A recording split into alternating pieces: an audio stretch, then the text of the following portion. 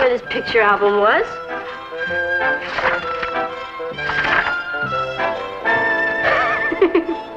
What's so funny? You. This picture was taken a few days after you came here. I didn't look like that. Oh, yes, you did. I look so foreign. I'll never forget how excited we were when we knew you were going to come to live with us.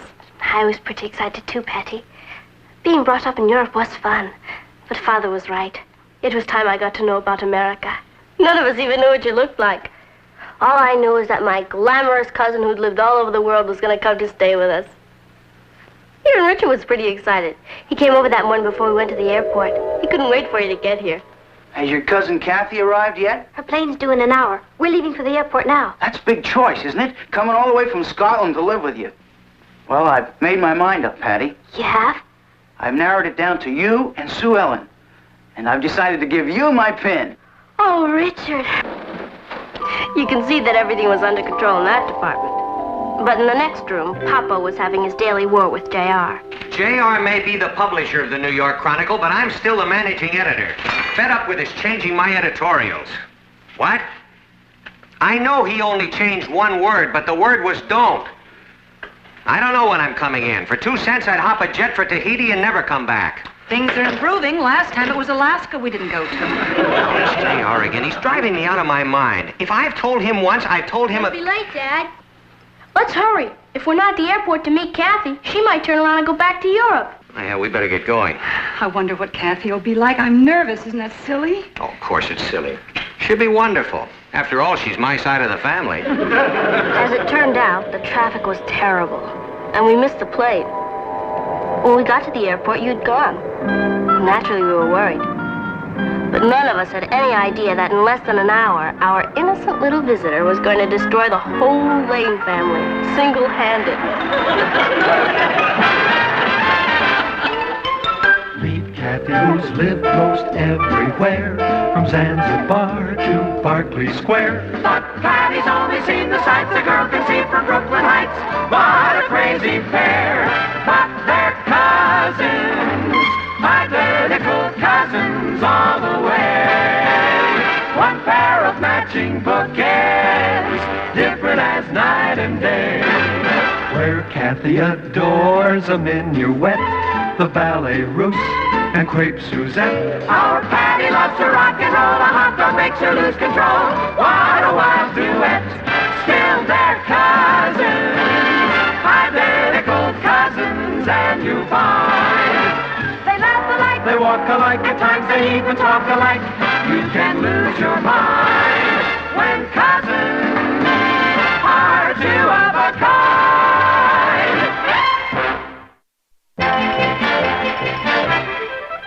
Mr. Castle, I finally reached his house. The housekeeper said Mr. Lane left very early this morning for the airport. Just exactly what did Mr. Lane say when you talked to him this morning? He said that for 2 cents he'd get on a jet and never come back. But he was joking. Ah, I'm not laughing. Nobody is indispensable around here except me, Miss Gordon. Lane can be replaced. He has exactly 1 hour. Yes, Mr. Castle.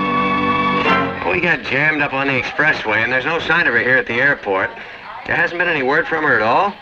No, I haven't seen hardly heard of her. Well, she has the address. She'll probably head for the house. We'll be right home.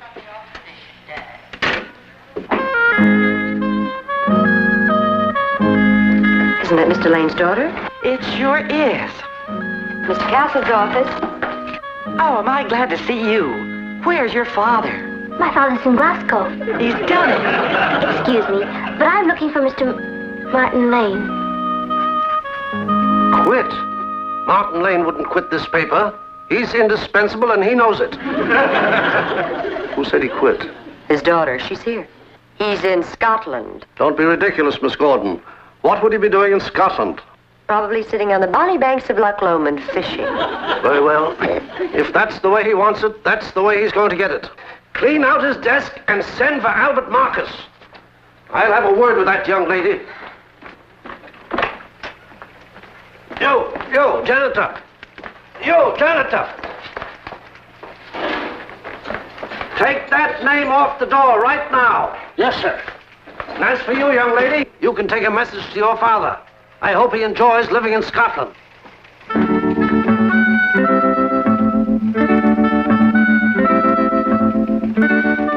Isn't Mr. Lane employed here anymore? No. Perhaps that's why he couldn't meet me at the airport. I'll try him at home.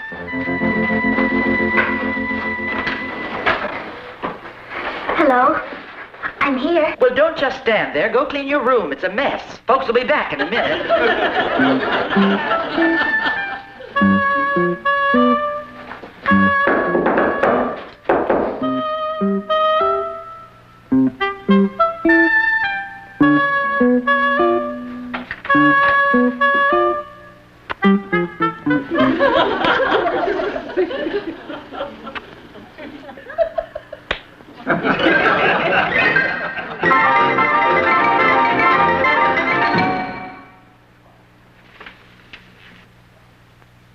Look at the mess. I stepped on 3 pole anchor records just trying to get to the window. Olenka?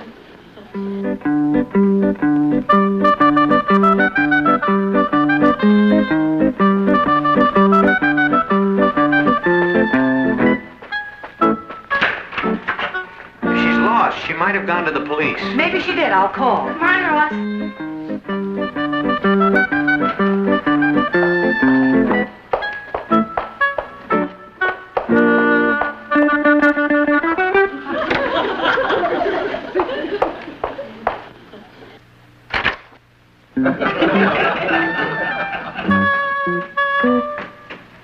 When you're through, I'll call the office. I'll bet they're falling apart down there. JR probably thinks I'm halfway to Tahiti by now.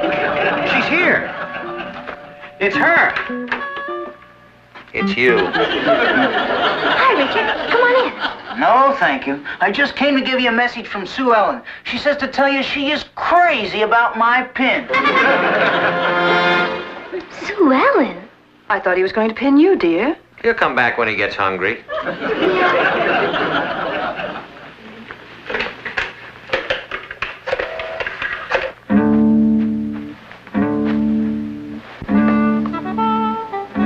Missing persons.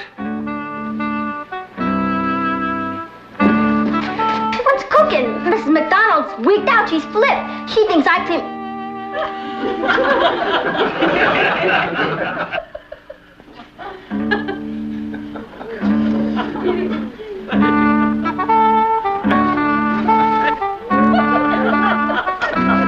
Holy moly! It's me!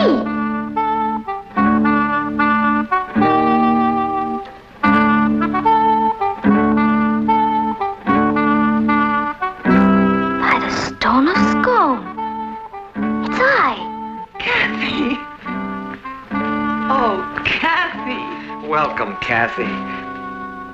Oh, you look so much like Father.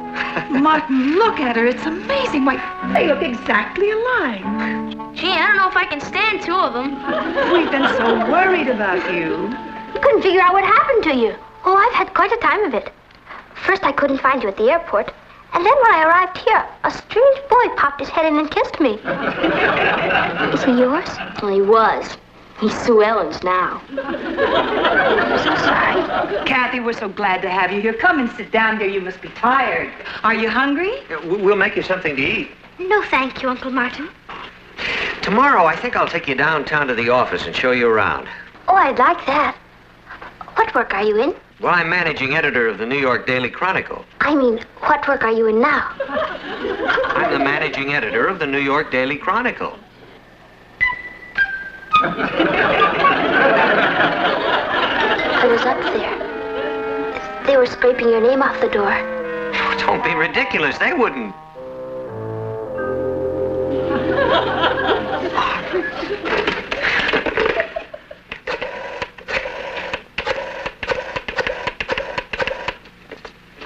New York Daily Chronicle. Hello. What's the name of your managing editor? Albert Marcus. Would you like to be connected?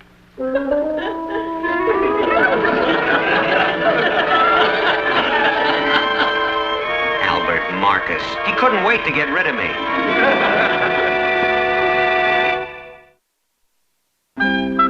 I'll never forget that day.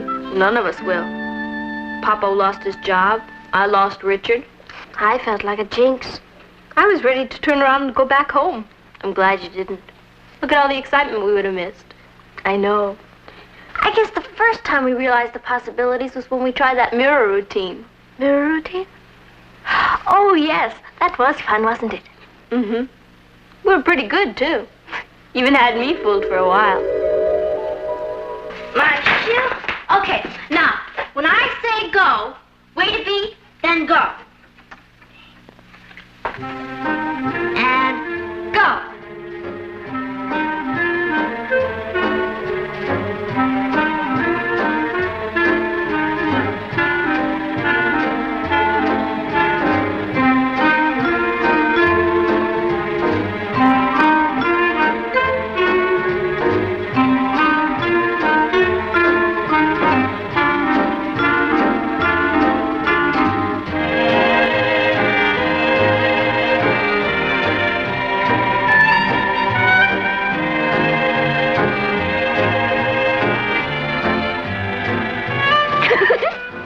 I'm sorry. Let's do it again, all right? Ready? Go. You goofed again. Goofed? Goofed? Yeah, messed it up. You know, snaffled. Don't you speak any slang? I'm afraid not. You know what they say. Next scary fastest omnia. Who says that? It means it isn't necessary to know all things. You speak Latin. The only Latin I know is Paul Anka. What else do you do? Do you like to dance? I like music. Father and I went to the opera quite often. As a matter of fact, the night before I left Edinburgh, we went to see Johnny Skiki. Johnny who? Johnny Skiki. You know. O mio bambino caro, mi piace bello. Hold it. You lost me way back on Bambino. I'll bring it today. Give me a week and I'll have you rocking the mashed potato. How is that translated? You don't know what it means to rock the mashed potato?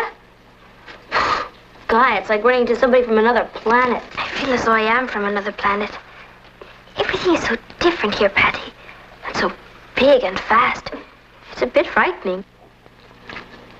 Do you have any idea what a weapon we have in our hands? What do you mean? Separately, we're two girls who have a few talents. Just like anyone else.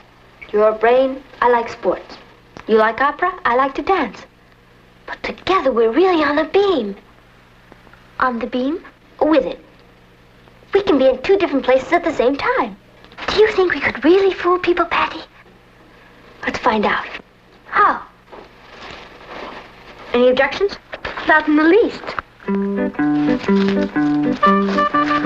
I think I will descend below and inquire how Aunt Natalie and dear Uncle Martin are getting along.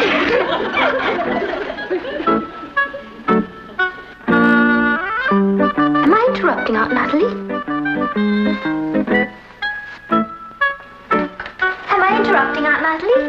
Of course not, Kathy. We were just saying how wonderful your being here is going to be for Patty.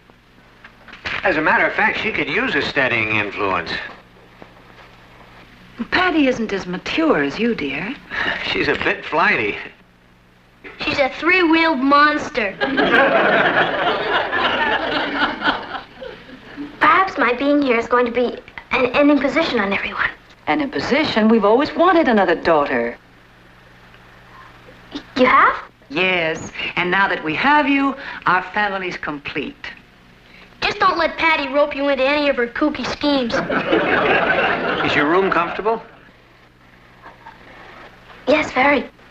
Because if it isn't, why, we'll get Patty to change with you. Oh, no, I wouldn't think of it. Well, remember, this is your home now. Sometimes Patty can be a little selfish. A little selfish? So if there's anything of hers that you want, you just let us know. Actually, I just came down to tell you how wonderful everything is. Excuse me. I have a feeling they're going to get along just fine.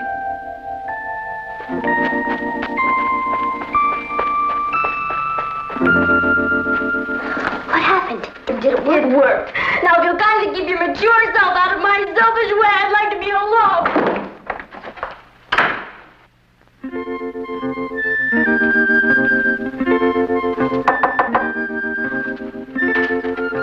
Patty? Patty, did I do something to hurt you?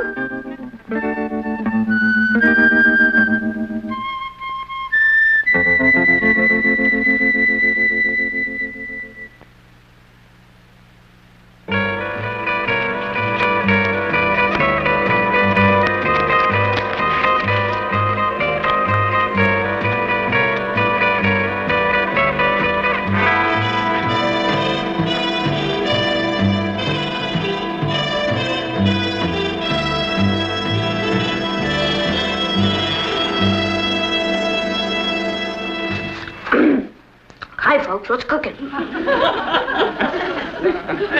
Hi, folks, what's cooking? Must you use that slang, darling? I wish you'd try to talk a little bit more like Kathy. How are you two getting along? Swell. She was just down here. Oh, yeah, we had a nice talk. I think it made an impression.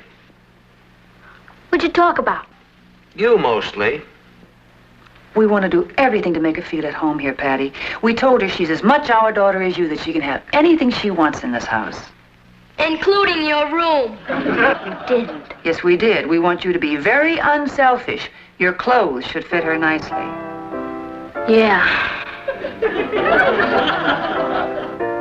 Ross, can I talk to you a second? Sure. Ross, can you stand a shock? Sure, Kathy. You knew. Certainly. Boy, you should have heard me needle Patty. Fella doesn't get a chance like that too often. Ross, she hates me. I have to prove to her that I'm on her side. I'd like to help you, but that's one place I've never been. Don't know what to do. Yes, I do. Will you get Richard for me? Sure. Oh, Ross, I think I'm on the beam.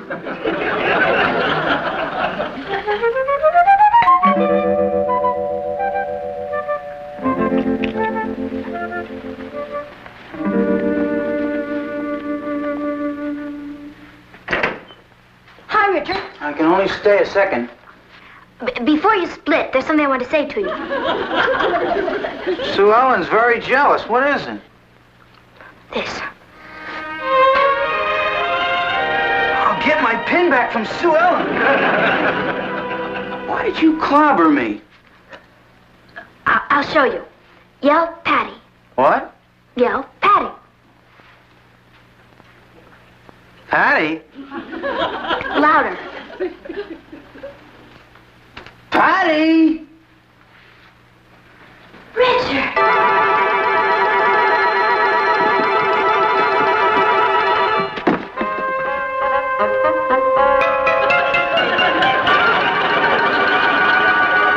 Holy cow, I've got to hear him. What are you doing here? Well, you called me. Well, she called me. Who called me? I did. He's going to get his pin back from Sue Ellen. Oh, Kathy. You're Kathy? Catherine Margaret Rowan Lane of Glasgow. Boy, are we gonna have fun. Who's we? How am I gonna know who's who? You'll know.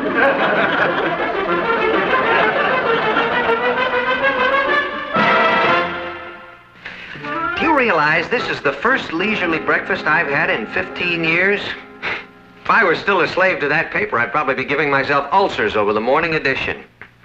Boy, it's really great not to have to go down to the office. Oh, it is. You know what I'm going to do? I think I'll... Well, maybe I'll... Have another leisurely breakfast. Aren't you late for school? I'm going. What are you girls going to do today?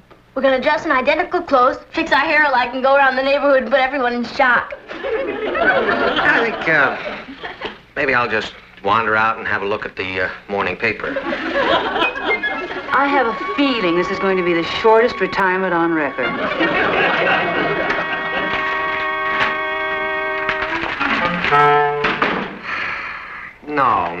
No, it's flat. Flat. It's flat. There's no flavor. There's something missing. Martin Lane. That traitor.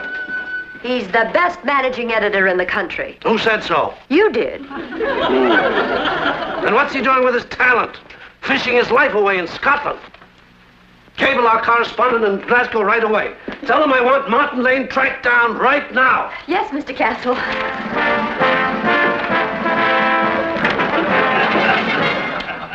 That's game. Set him up again. Oh, Dad, do we have to play another game? Yes. Mom. Martin, dear, why don't you call J.R.? No, sir, I'm having too much fun around here. Are we going to spend the rest of our lives playing checkers? Maybe. It was all a misunderstanding. J.R. thought you walked out on him and his feelings were hurt. Wouldn't do any harm just to call and say hello. Well, I suppose I might do that. Would you excuse me, son? Sure. Sure.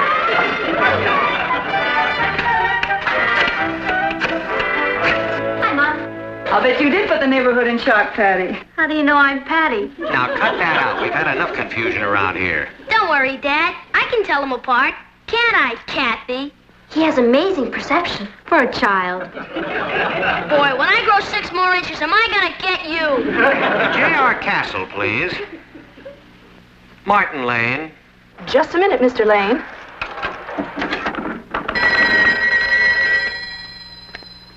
Yes. We've got Martin Lane. Hold him on the line.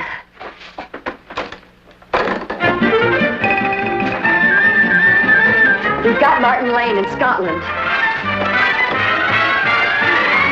Hello, Martin. Can you hear me? Yes, I can hear you fine. Sorry to disturb you in the middle of the night this way. How are things over there? Like, they couldn't be better. How's everything over there? They're fine over here, too. Just fine. How long a vacation are you planning to take?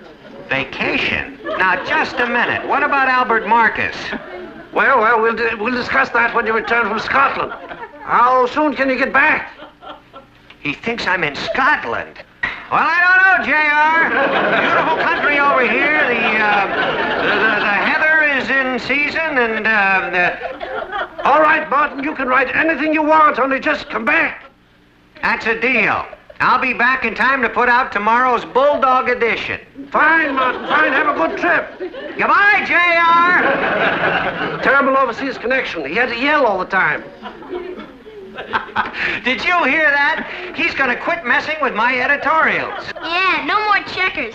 And it's all because of you, Kathy. You're the most exciting thing that's ever happened to this family. I only told you. So, everything turned out all right after all.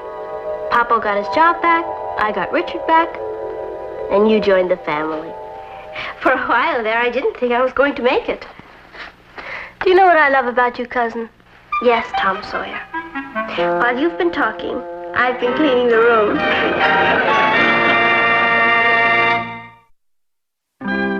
You staying in this evening, Patty? Yeah, Mom. I'm gonna curl up with a good book. Mom, do you think Kathy's personality has changed since I took her over? What do you mean since you took her over? Well, since she's been living here. I think you've both probably changed a little. Remember how shy she used to be? She could never get a date. But I taught her. She's a lovely girl. Yeah. Do you know what she did for me all morning? Helped me with my homework. Do you know what she did for me all afternoon? Cleaned up our room. And do you know what she's doing for me all evening? Seeing a movie with my boyfriend, Richard. Good night.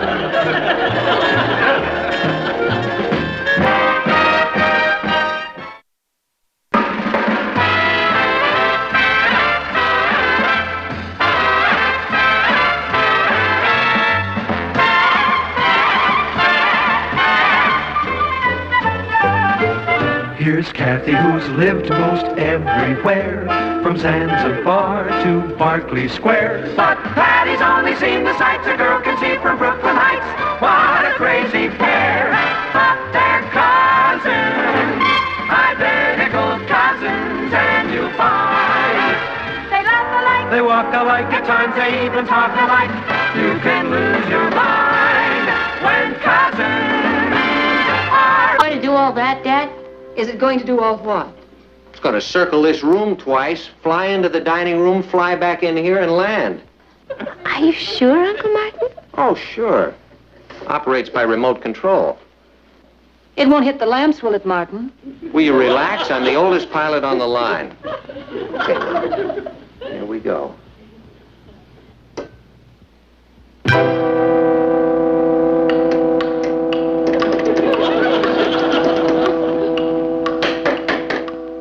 It's not flying. They sure don't build them like they used to. It's probably defective equipment. Probably. Kathy, where's Patty? She's getting ready for a date, Aunt Natalie. Say, who put this picture of Richard in the living room? Patty thought it would look nice here. She was wrong. Tell Patty she can just put it back in her room. Tell Patty she can just put what back in her room? This picture of Richard. What are you all dressed up about? Big date. You know, I did him an injustice. I didn't really appreciate him. Do you know something? He's handsome, warm, brilliant, And punctual. I'm really a very lucky girl. I'll go let him in. Richard is handsome, warm, and brilliant? To each his own. Well, I know, but that's ridiculous. I've never seen Patty so worked up about a date with Richard before. She usually takes him for granted. Yes, she acts as though this is a special occasion. I think it is. Mom, Papa, I'd like you to meet my date. Colonel Jeffrey Davis III.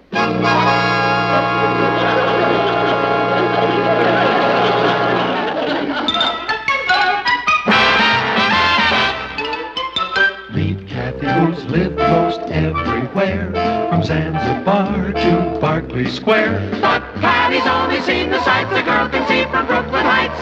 What a crazy pair, but they're cousins, identical cousins all the way. One pair of matching bookends, different as night and day. Where Kathy adores a minuet, the ballet russe, and crepe Suzette. Our Patty loves to rock and roll, a hot dog makes her lose control. What a wild duet, still they're cousins, identical cousins, and you find they laugh alike, they walk alike, at times they even talk alike. You can lose your mind when cousins are two of a kind.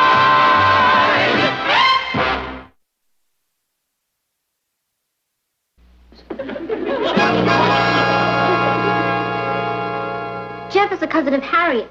You remember my girlfriend who moved to Indiana Harbor? Well, she wrote me that Jeff was coming to New York.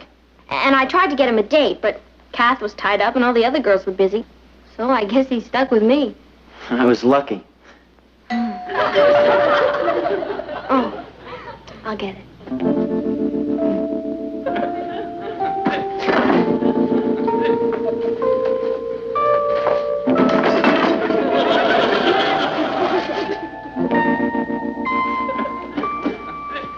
You're a newspaper editor, aren't you, Mr. Lane? Yes. And a great one, if you don't mind my saying so, sir. I'm editor of my school newspaper, and we use the Chronicle as a model of journalism. Do you really? Yes, sir. Do you know anything about airplanes, Colonel? It's a Beechcraft Musketeer. It's a good model. It just won't fly. Dad couldn't get it airborne. Did you turn the propeller, sir? Well, what do you know? I just came over to help you out. Help me out of what? Well, you said you were stuck with this cousin of a friend of yours from out of town. Yeah, well, you know how these things are. It's a drag. I know, that's why I came over. I thought if I went along, it'd make it a little easier. Yeah, that's very nice of you, Richard, but it's my drag, and I sure wouldn't want to impose on you. Well, listen, if a fella can't do a favor for his gal, who can he do one for? You're absolutely right. We'll talk about it tomorrow. Well, aren't you going to invite me in? Well, I would, Richard, but you know how nervous these small-town boys get in front of strangers. Boy, you're really stuck, aren't you? Yeah, well, I can handle it. Why don't you just Well, run listen, along now? I'll just go in and say hello and put him at ease. Rich! Look who's here, everybody. It's Richard Harrison. Uh-oh. Hello, Richard. Richard? Hi, folks. Richard, I'd like you to meet Colonel Jeffrey Davis. This is Richard Harrison, a friend of mine. It's a pleasure, Mr. Harrison. Colonel? Please call me Jeff. Won't you sit down, Richard? Thanks, I will. Harriet gave me a list of places for you to show me. Oh, sure. I wouldn't want to let good old Harriet down. How long are you going to be in New York? Well, I'm not sure. I'd like to stay here as long as possible. It's very hot in New York during the summer. Do you go to the same school as Patty? That's right. I'm captain of the football team. Oh, I'm afraid I never made captain. I play end. Well, I guess that's better than nothing. Yes, I was lucky. It's the first time anyone from our academy was chosen to play all-conference. You're all conference? Wow, can I have your autograph? Oh, I don't think sports are really that important. I'm much more excited about the Oxford scholarship I just received. You received an Oxford scholarship? Yes, sir. That's one of the reasons I'm in New York. That's great, Jeff. Yeah, that's great.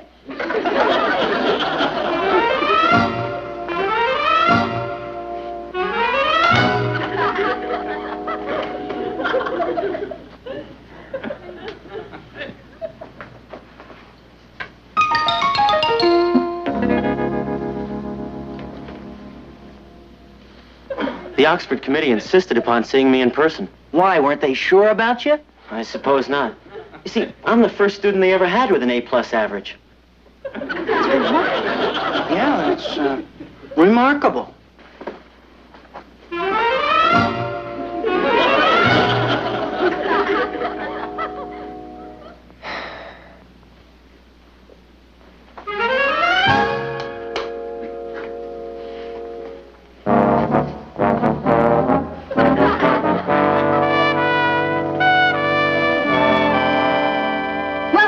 I guess we better get going, Jeff. Sir, what time would you like Patty home? What time would we like Patty home? Well, why don't you give yourselves time for a soda after the theater? Yes, ma'am. I'll deliver her to her doorstep at 11:37. Yeah, that sounds fine. Good night, folks. Thank you so much for the hospitality, Mrs. Lane. Not at all. You must come to dinner sometime. I'd be honored. What about Thursday? Well, thank you, ma'am. They have spaghetti on Thursday. Would you like to come to dinner, Richard? No, thanks. I'll be very busy that night. Good night. Oh. Good night.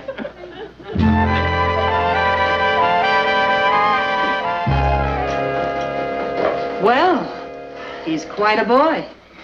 Take away the uniform and what have you got? Just an all-conference end who's won an Oxford scholarship. Good night, Ross. Me and my big mouth. Good night, everybody. Don't forget to brush your teeth. I brushed them yesterday. Ross? All right, but I'm gonna wear them out before I grow up. Don't you think you should have gone with Patty and Jeff? Of course not. You don't know much about strategy, do you, Kathy? Strategy? Sure.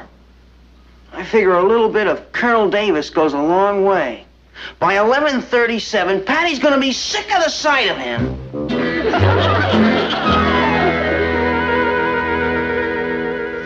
Jeffrey Davis III is absolute heaven. His family owns a 1,000-acre estate in West Virginia. We're all invited down for the month of August. They have horses there. One of them just won the Kentucky Derby. Jeff used to race in the steeplechase before he got interested in chess. He's the national junior champion. He's so brilliant I can't understand what he's saying half the time. Are you going to see him again?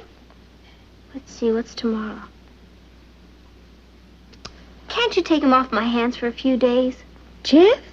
Richard. Oh. Did you see the way he shambled in here? Hi, folks. I'm captain of the football team. What are we having for dinner? Oh, boy, apples. They serve spaghetti on Thursday. You going bowling? Shakespeare. What's that? You know you adore Richard. Of course I do. Jeff's a whole new way of life. I wonder if it would help Richard to go to a military academy. I don't know. I have to make up my mind which one I'm going to the big dance with a week from Saturday. Have they both asked you? They will. Kath, would you mind going with the one that the word you're fumbling for is ditch. I already have a date for the dance with George. Oh, well, then I guess one of them is out of luck. Poor devil. Hi, Patty. Hi, Rich. Oh, thank you. What time did you get home last night? 11:37. Oh? How'd it go? Okay. Well, I guess these duty things can be a pain in the neck. Oh, yeah. Hey, I got a surprise for you. What's that? I've got 2 tickets to the Jerry Mulligan concert tonight. Gee, Richard, I'm sorry. I won't be able to go with you. Well, why not? I promised Jeff I'd go out with him tonight. You know, for Harriet's sake. Sure, well, where do you have to go with him? To the Jerry Mulligan concert.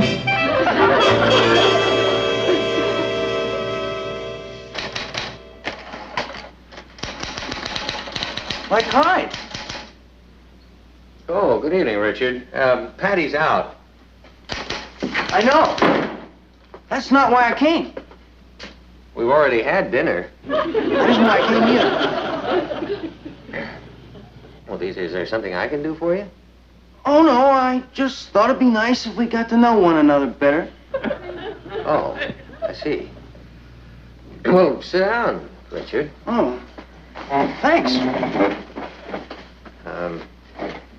Patty has been seeing quite a lot of Jeff lately, hasn't she? That's why I came. I don't mind if Patty goes out with another guy now and then, but the Colonel, I don't know how you compete with him. He's superhuman. Well, no one is superhuman. Jeff is. He can do anything better than I can, and I'm good. Well, Patty seems very impressed with him. I'll say, I have a stamp collection, Jeff has a bigger one. I have a souped-up car, Jeff has 2. He dances the Watusi, and I'm still learning how to do the twist. He beat me at Indian wrestling, ping pong. If he was a girl, I'd marry him myself. Well, what can I do, Richard? Oh, I thought maybe you could give me some advice or something. I mean, you're a man of the world. How do you compete with Superman? Well, every new boy seems glamorous and more exciting, Richard. Yeah, well, thanks a lot, Mr. Lane. Richard.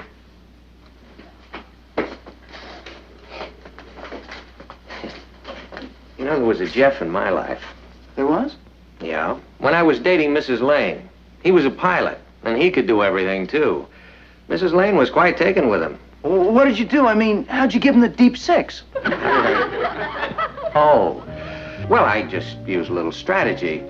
See, I knew Mrs. Lane liked me, but we were in a kind of a rut. We'd always do the same things. Go to movies, bowling, football games. Like Patty and me. Exactly. So I started planning things that would intrigue her. See, every young girl likes to do things that are different once in a while. Now, there's a little lake about an hour and a half outside the city called Half Moon Lake.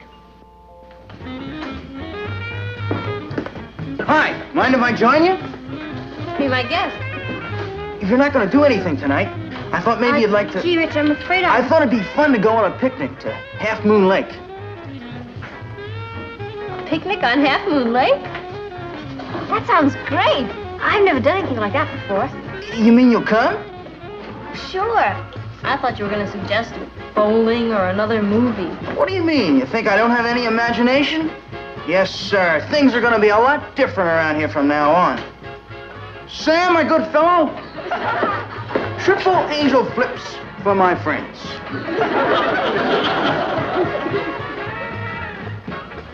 Sport. Did Patty say what time she'd be home? No. She and Richard went bird watching in Central Park. Bird watching? Yes. I don't know what's come over Richard. He's just full of plans that Patty loves. Reminds me of the days when I was going steady with Patty's father. He used to do things like that. I guess Patty's a lot like me. Is she? Well, Mrs. Lane, what was it about Mr. Lane that appealed to you most? Oh, I don't know. His helplessness, I suppose. His helplessness? Yes, women really have a very strong maternal feeling. I think I really fell in love with him the day he had a hole in his sweater and I decided to knit him a new one. You know, Patty, this is the first sweater that anyone's ever knitted for me. Oh. Well, you told me how cold it gets up at Oxford. Well, I couldn't very well let their star pupil freeze to death. Well, I guess I better call Richard and tell him I'll be late. You sure he won't mind? Of course not. Anyway, I'll be through with this in no time. Of course, it's my feet that really get cold. That's easy. I'll just knit you a pair of socks. What color do you like? Oh, blue, green, gray, tan.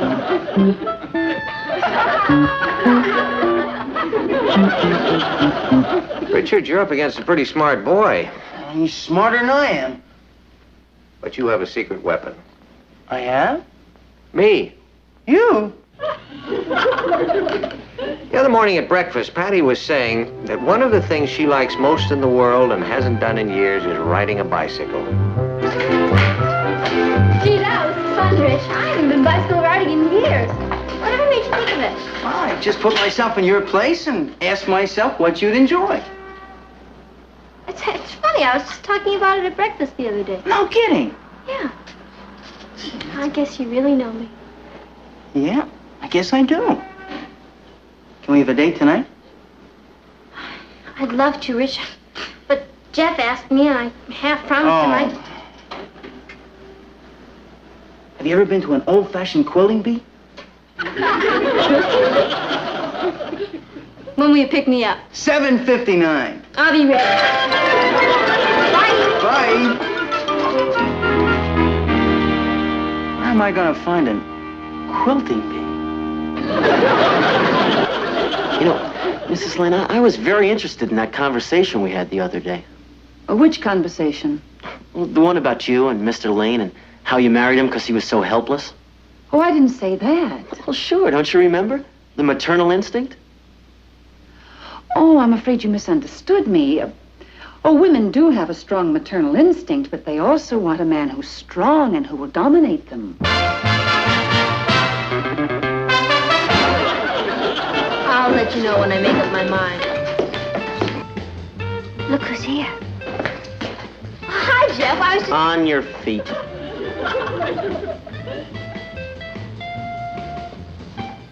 We are going out. But I was... Let's go. Bye, girls. Wow, did you hear that?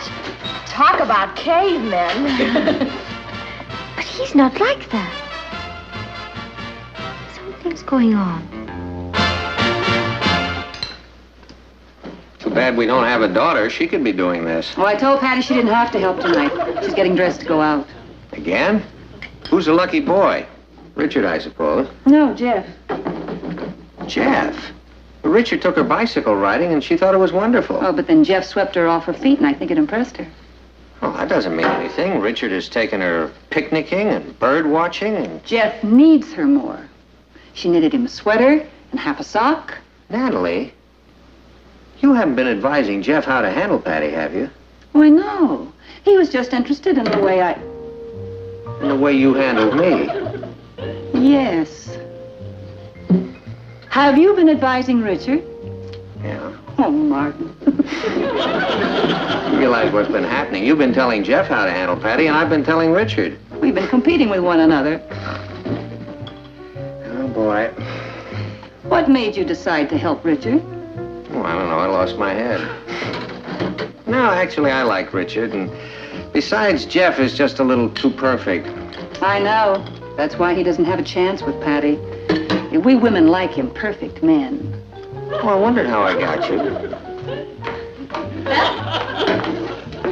How do you like your daughter? We like her. In early tonight.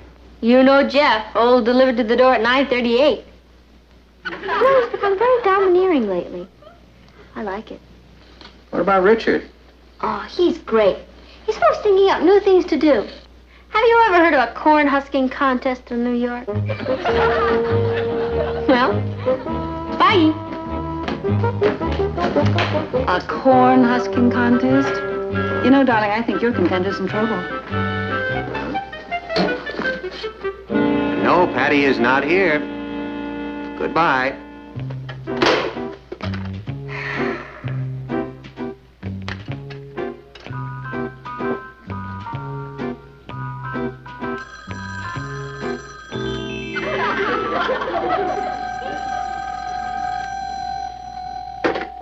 Hello? No, Patty is not here. Yes, I'll give her a message. She'll be back very soon. Goodbye. Jeff. Every time I talk to him, I feel like saluting. Hi, folks. What's up? AT&T. There've been several thousand calls for you in the last few hours. I feel like an answering service. Who called? Jeff 3 times, Richard 4 times, some boy named Scotty 3 times, a girl named Ann, Otto 8 times. Wonder what Ann wanted. Probably your own number. Jeff and Richard want to speak to you very urgently. Poor dears. I guess it's about the big dance. I really shouldn't keep them in suspense any longer. Well, we shall await the outcome anxiously. Good night, girls. Good night, Mom. Papa. Patty? Hi, Kath. I just ran into Maggie. She was telling me about her date for the dance. Oh, so she finally hooked somebody, huh? That's great. Who's she going with? Colonel Jeffrey Davis III. What? There's some mistake. It must be some other Colonel Jeffrey Davis III. There's a mistake. But I'm afraid you made it, Patty. He was so sure from the way you talked that you were going with Richard that he asked Maggie. If there's anything I can't stand, it's a fickle man. All right? I'll go with Richard. I'm afraid you won't. Who says so? Richard. He's taking Sue Ellen. Sue Ellen is going with my Richard? Now, don't blame Richard. He was so sure from the way you spoke that you were going with Jeffrey that he asked Sue Ellen. Oh, boy. I'm sorry, Patty. You know what just happened to me? In 60 seconds, I went from femme fatale to just plain old fatal. Gee, you look great, Kath. Thank you. Are you sure you won't change your mind, Patty, and come to the dance? George's cousin would be happy to take you. No, thanks. I don't want charity. Besides, I have a date, and we're not going to any pokey old dance. Do you really have a date?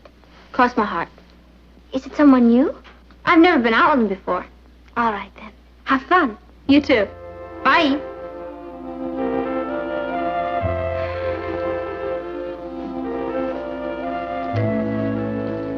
I'm sorry you had to miss the dance, darling. Oh, well. Can't win 'em all. Patty, do you remember that Aesop fable about the fox and the chicken? Sure, Papa. This fox had a chicken in his mouth, and he was passing over a river. and he saw his reflection in it. And he thought it was a bigger chicken, so he dropped the one he had. And he lost them both. Moral. Be happy with the chicken you've got. I'm ready. Okay, let's go then. What's playing? Well, what do you care? How many times do you get treated to a movie by a femme fatale? Don't wait up for us.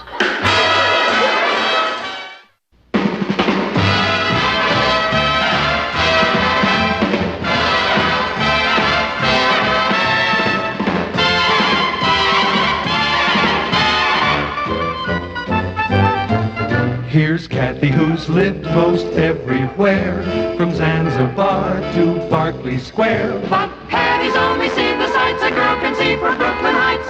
What a crazy pair, but they're cousins, identical cousins, and you'll find they laugh alike, They walk alike, at times they even talk alike. You can lose your mind when cousins part. Papa, you know how you always wanted me to be a culture vulture? I don't recall using that phrase. Well, you know how you hate rock and roll music, and you always wanted me to be interested in classical music? Yes? Well, I am. Wait a minute. You mean this morning you went to school liking rock and roll, and this evening you came home liking the classics? You must have left out the middle part.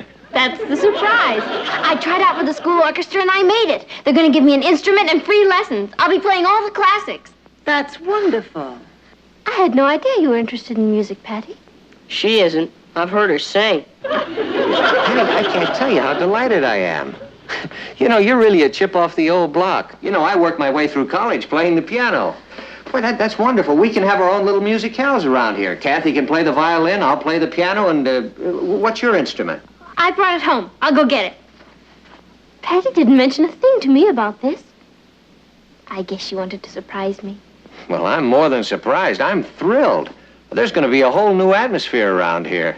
Here it is.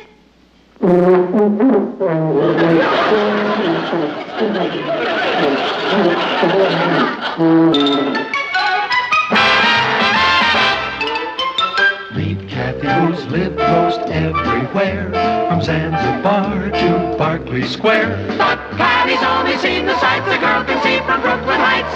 What a crazy pair, but they're cousins, identical cousins all the way. One pair of matching bookends, different as night and day. Where Kathy adores a minuet, the ballet russe, and crepe Suzette. Our Patty loves to rock and roll, a hot dog makes her lose control. What a wild duet, still they're cousins, identical cousins, and you find they laugh alike, They walk alike, at times they even talk alike.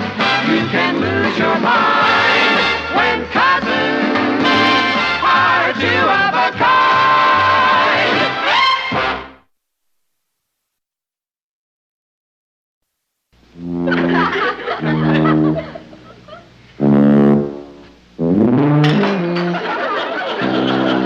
Excuse me.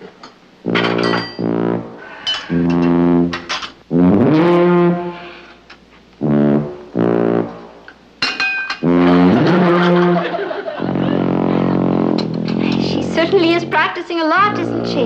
She hasn't stopped since early this morning. That's wonderful. My ears hurt.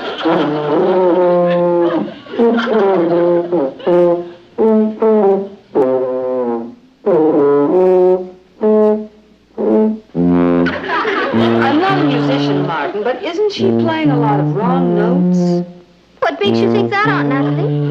Well, now, she's playing a few, but that's what practicing is for. So you can learn wrong notes? You know, it wouldn't hurt you to study an instrument.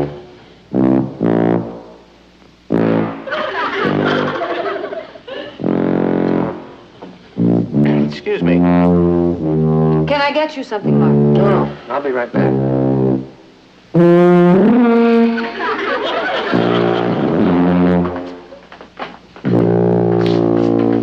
Good morning, Richard. Not anymore, Isn't What happened?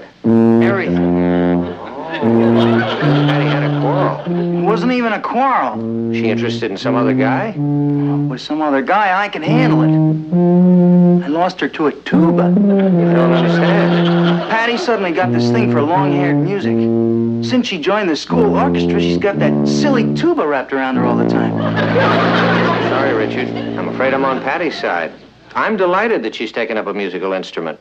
You want your only daughter to be a tuba player? I hardly think it's going to be her life's work. Well, look at it this way, Richard. You've lost her to Mozart. It's bigger than both of you. Martin? Gee, I thought maybe you'd be on my side, Mr. Lane. Sorry, Richard. Tell her I'll send for my rock and roll records.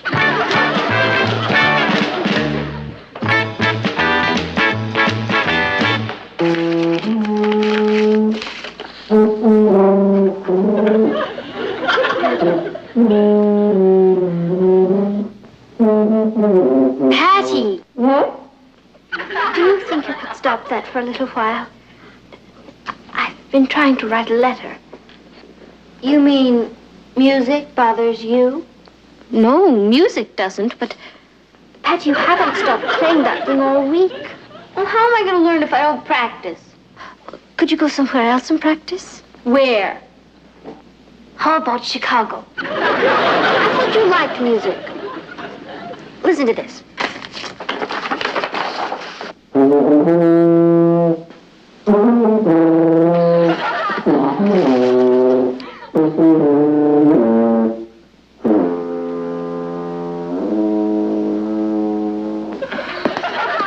Beautiful, isn't it? Handel. Oh, I'd recognize it any place. Thank you. You know, Kath, Papa was sure right. I always thought long hair music was a drag. But boy, it really lifts you. You mean playing that lifts you? Not so much what I'm doing now.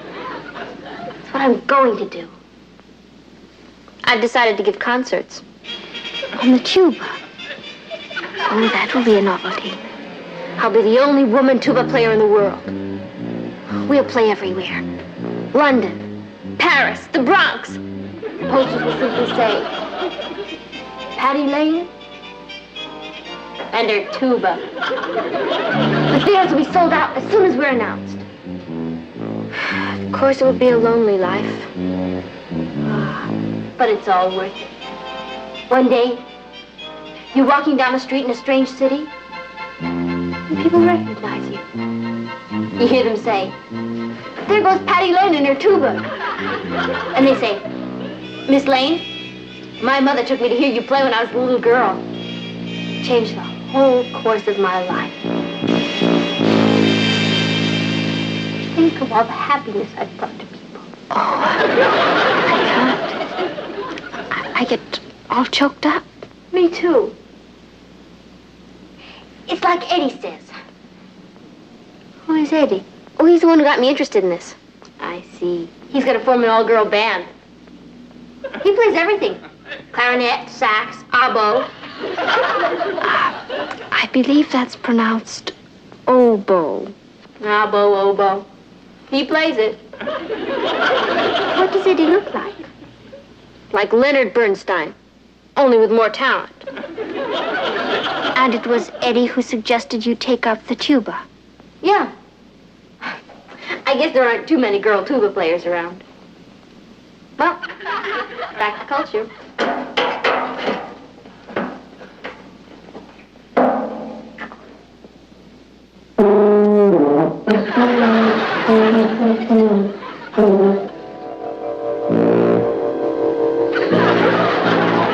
What's that?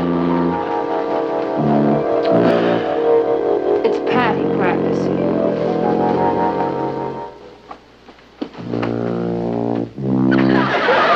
After midnight.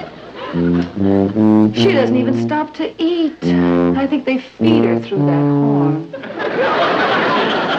Gordon, you've got to stop her. Oh, now, Natalie, we both love music and we want the children to appreciate it, right? Right. And I don't care what anybody says, that's not music. Well, it's a beginning. Couldn't she begin a little softer? Tuba's a tuba. Just comes out loud. All right. If you can stand it, I suppose I can stand it. Well, the important thing is not to discourage her. Don't you remember at the beginning how we were afraid that she might not stick with it? Yeah, those were the days. But she has stuck with it, and that's wonderful. If we discourage her at this point, she could easily lose interest in it. Promises, promises. Just give it a chance. All right. Remind me to buy some earmuffs tomorrow.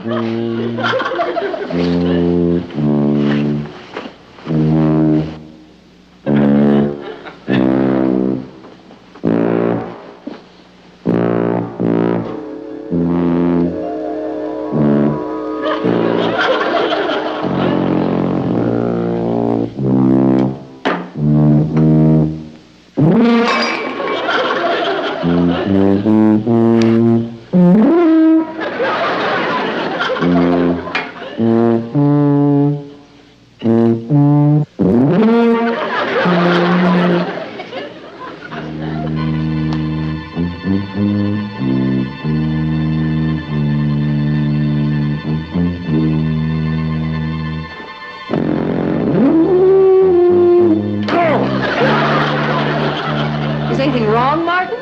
Oh, no. Can't you sleep? Oh, sure. I was just enjoying the music.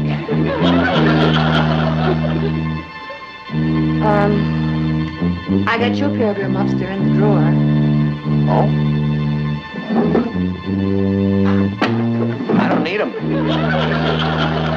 As you wish. Good night.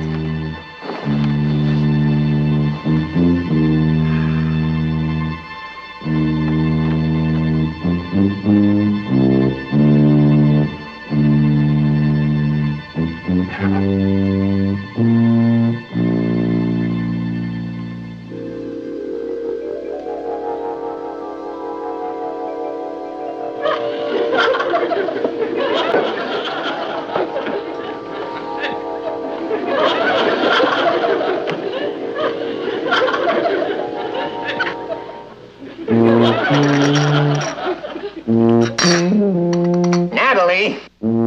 Yes, dear? That coffee's from the bottom of the pot. Well, you know I can't stand coffee from the bottom of the pot. I'm sorry, Martin. I'll get you some coffee from the top of the pot. All right. Never mind. I'm sorry. It's just I have this terrible headache. I'm not myself. I'll see. Boy, I'll be glad when you get back. Is there anything I can do, Uncle Martin? No, thanks, Kath.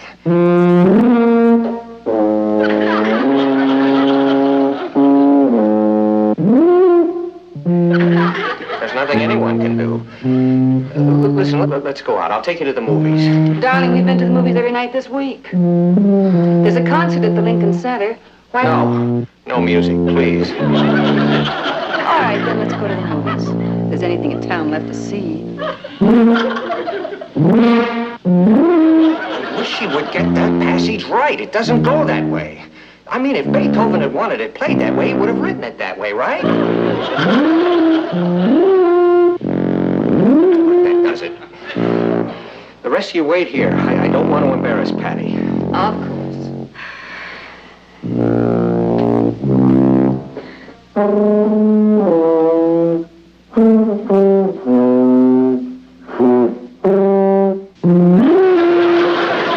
Did you hear that?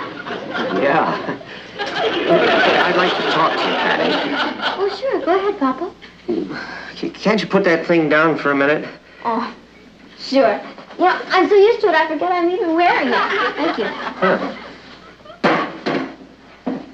Huh. Let's sit over here. Sure.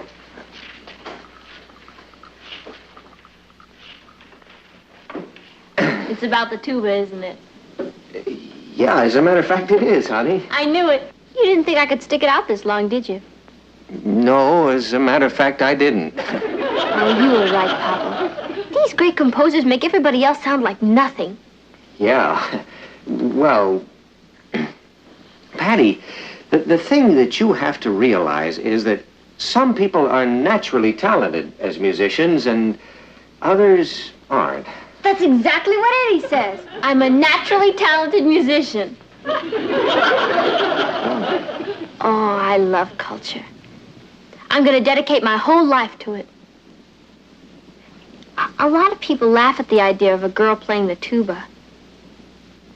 But do you remember what you always told me? It doesn't matter what you do, as long as you do it as well as you know how. Did I say that? I've never forgotten. You know, Papa, I think I've been letting you down a little bit. How? I haven't been practicing enough. Don't you worry. From now on, this tuba will never be out of my hand. I'm sure glad we had this little talk. Thanks for encouraging me. You know, I guess there are a lot of fathers who wouldn't take the trouble. Well, if you can't encourage your own daughter, who can you encourage?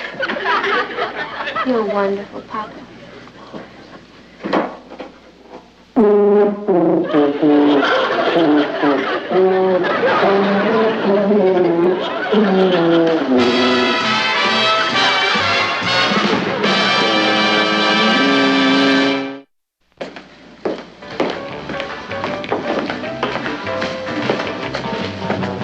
I hear Eddie's going to announce who he's picked for his all-girl band. Yeah, we should be hearing any day now.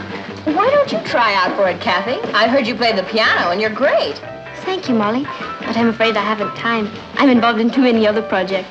Well, we'll miss you. You sound as if you've been picked already. Well, let's face it, there aren't too many girl tuba players around. Kathy? Maggie? Molly? Patty, I didn't recognize you without that horn wrapped around your neck. Well, if it isn't the king of rock and roll. Patty, can I talk to you for a minute? Well, we haven't got much in common, but go ahead. You see, there's this jazz concert at Carnegie Hall tonight, and I thought maybe Jazz concert. Poor child. Well, you used to love them. And when I say used to, I'm talking about last week. I've developed a lot since then, Richard. I've acquired a taste for the finer things in life. Here's your triple sweetheart flip. Oh, thank you. Well, you've changed overnight. That's the way it happens sometimes, Richard. Like a butterfly emerging from its chrysalis. Exactly. What am I? A housefly? Whatever you are, Richard, I'll always enjoy having known you. Boy, when she gets off on one of these things, you can't even communicate with her. I'll send you a couple of free tickets to my first concert. Bring you up. I will. And my grandchildren. Peasant!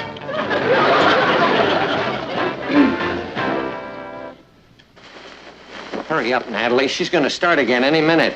Won't you take me with you? Please? I'm really sorry, son, but you have school tomorrow. Are you going out? Yes. Are you going out? Yes.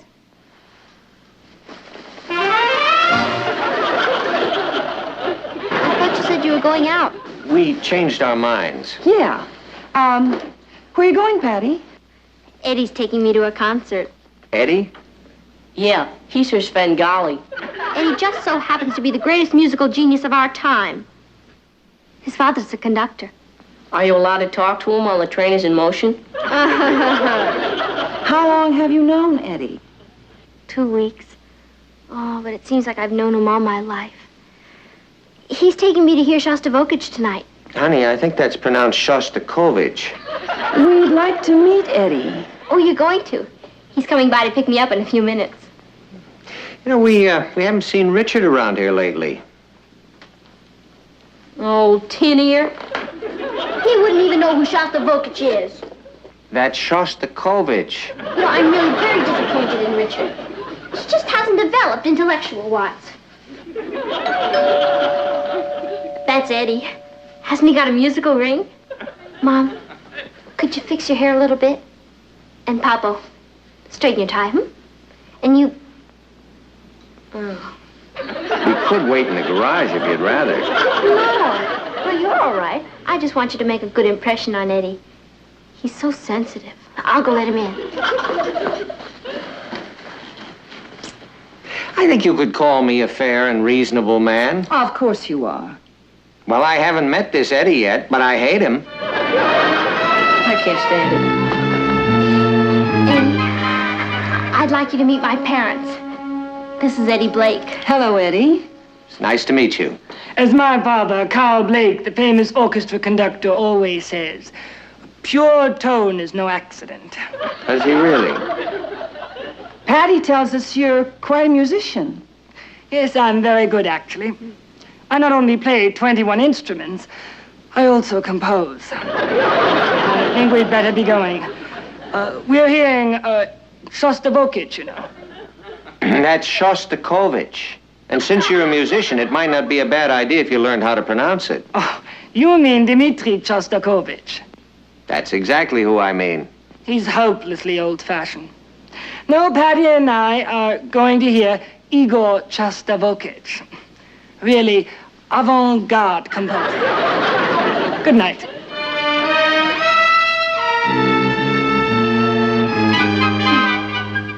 Addio. What do we do now? We get rid of that name-dropping prodigy and bring back old Tin Ear. Igor Shostakovich. Well, Richard, Mrs. Lane, and I certainly appreciate your coming over here. Yes. Richard, would you like an apple? Oh, no, thanks. What did you want to see me about, Mr. Lane? Well, we thought it would be nice if you and Patty started dating again. I don't think Rohanna Pollock would like it. Who is Rohanna Pollock? She's a girl who happens to play the tuba 10 times as good as Patty. And she doesn't think I have a tin ear.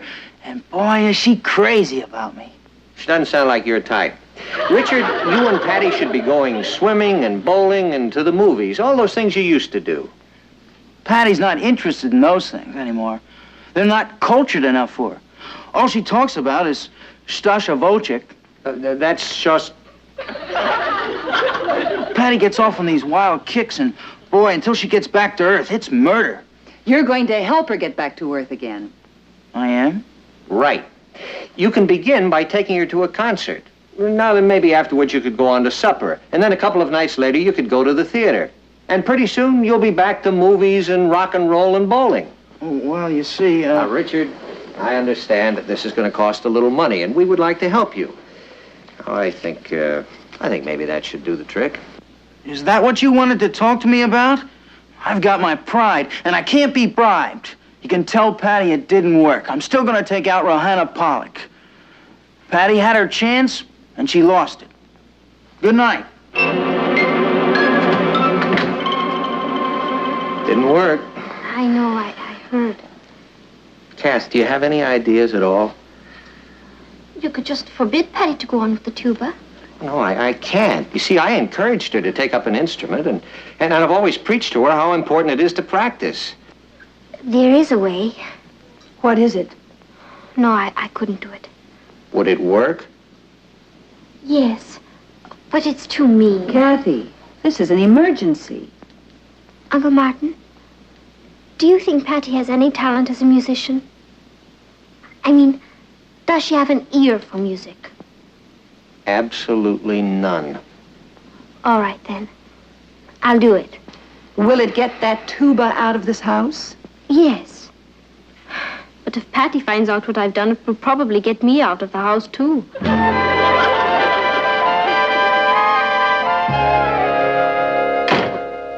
She's here.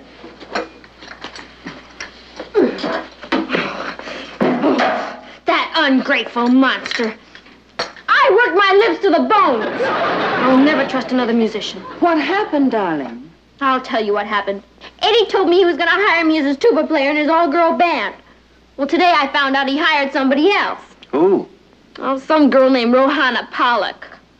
I don't even know how she found out he was forming an all-girl band. Well, maybe it's all for the best, darling. I'll say. Tomorrow I take this thing back to school and I never want to see it again. Patty, you're not too heartbroken about giving up the tuba, are you? I guess not. I don't mind dedicating my life, but not to anything that looks like that.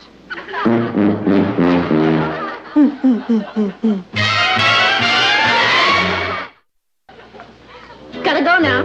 Where are you going, Patty? Bowling with Richard. With Richard?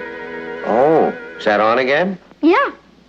It seems he was going with this Rohanna Pollock, and now she's so busy rehearsing he never gets to see her. Bye. Boy, talk about killing two birds with one stone. It worked. Certainly did. I can't tell you how grateful we are, Kathy. You know, actually, Patty's idea about being in the school orchestra wasn't a bad one.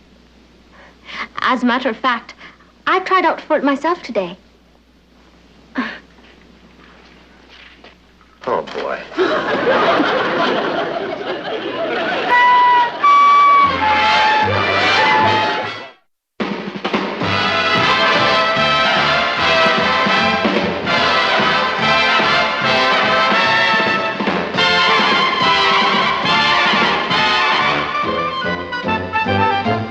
Here's Kathy, who's lived most everywhere, from Zanzibar to Berkeley Square. But Patty's only seen the sights a girl can see from Brooklyn Heights.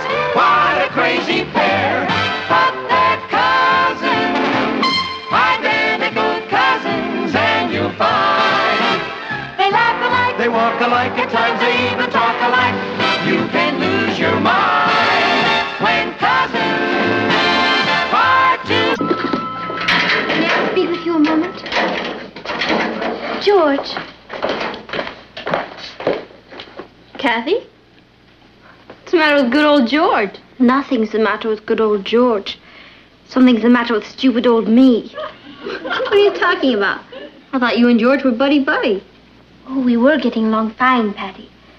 Except that George only seemed to call me when he couldn't get another date. I wanted to make a real impression on him. So I wrote to the Lovelorn columnist in our school paper asking his advice. Have you ever read that column, Simon Says? I've heard of it. Well, Simon advised me to make a date with George and stand him up. He said, give him the shock treatment. I did. Now George won't even speak to me. Gee, Kath, I'm sorry. Oh, you're not nearly as sorry as Simon is going to be when I get hold of him.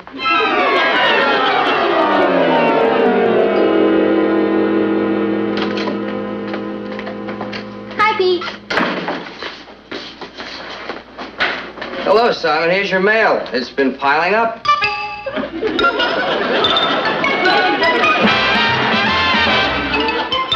Meet Kathy, who's lived most everywhere, from Zanzibar to Berkeley Square. But Patty's only seen the sights a girl can see from Brooklyn Heights. What a crazy pair. But they're cousins, identical cousins all the way. One pair of matching bouquets, different as night and day. Where Kathy adores a minuet, the ballet russe, and crepe Suzette. Our Patty loves to rock and roll, a hot dog makes her lose control. What a wild duet, still they're cousins, identical cousins, and you find they laugh alike, they walk alike, at times they even talk alike. You can lose your mind when cousins are two of a kind.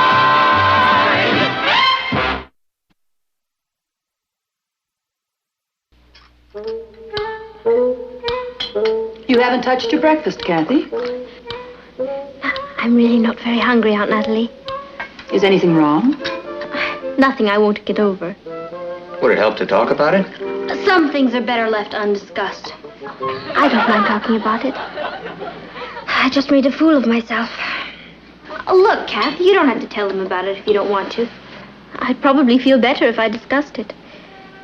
I could kill him. Kill who? There's a new advice to the Lovelorn columnist on our school paper. He gave me some silly advice, and I took it.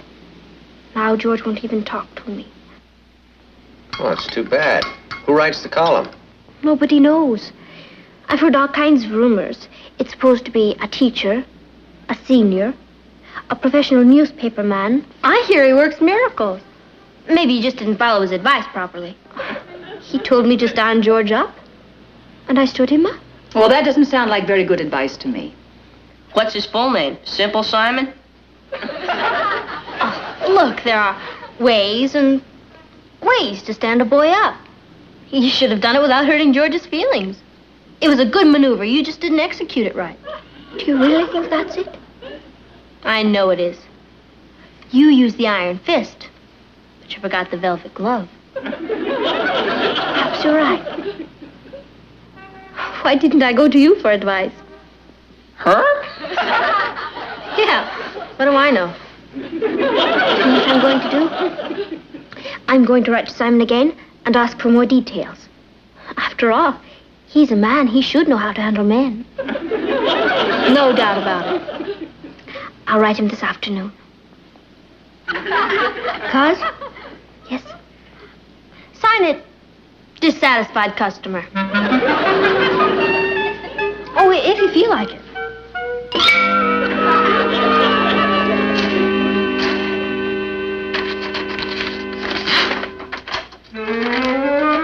Dear dissatisfied customer, if your boyfriend has stopped talking to you, it's a very healthy sign. You've got him all stirred up. Simon says to let him see you out with another boy, And he'll come to his senses. From then on, he'll be eating out of your hand. That doesn't sound right to me. sounds great to me. It's the old jealousy bit. It never fails. But George is very honest. I don't have to play games with him. Kathy, I think Simon knows a lot more about men than you do. I suppose you're right. I'll give it a try. You won't be sorry. Where's Kathy? She's in her room crying. Crying? What happened? She had a fight with George last night. About what? Well, Kathy went to the shake shop with Harold, and George saw them there, and instead of getting jealous like he was supposed to, he told Kathy he was glad she had someone to take her out, and he decided to go steady with Audrey. I don't understand it. Kathy was so fond of George. Why did she go out with someone else? I think it was something she read. Simon Says strikes again. Excuse me, I think I'll go check and see how Kathy is.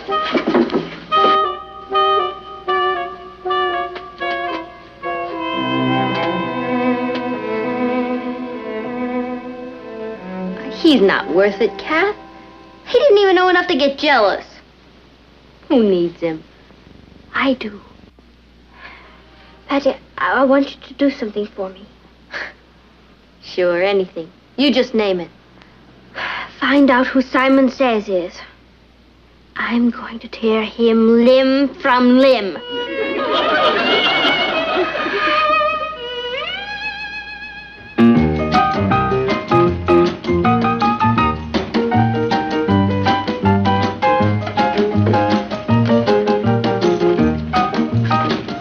One triple sweetheart flip, one double-decker delight, one rainbow nightmare, and one chocolate soda. Are you sure you won't have any dessert? No, not right now, Sammy. Thanks. Listen to this. Dear Simon Says, my steady boyfriend went out with another girl and I found out about it. What should I do? It's signed Three's a Crowd. And here's his answer. Dear Three's a Crowd, don't be a clinging vine. Tell your boyfriend it's all right. When he finds out what a good sport you are, he'll come running back to you. Good advice. Good advice? I'm Three's a Crowd. I haven't seen Howard since I told him he could go out with anyone he liked. I had a small fight with Alfred last week, and after following Simon's advice, it's turned into World War III. Listen, who is this Simon Says character? We've got to get him. He's ruining my life. Mine too. The rumor is he's a famous Viennese psychologist. That's what I heard. Me too. Yeah. I wonder who started that rumor. Yeah, I wonder. Come to think of it, I think I first heard it from you. You did? Yeah, so did I. Well, then, if you heard it from me, there must be something to it.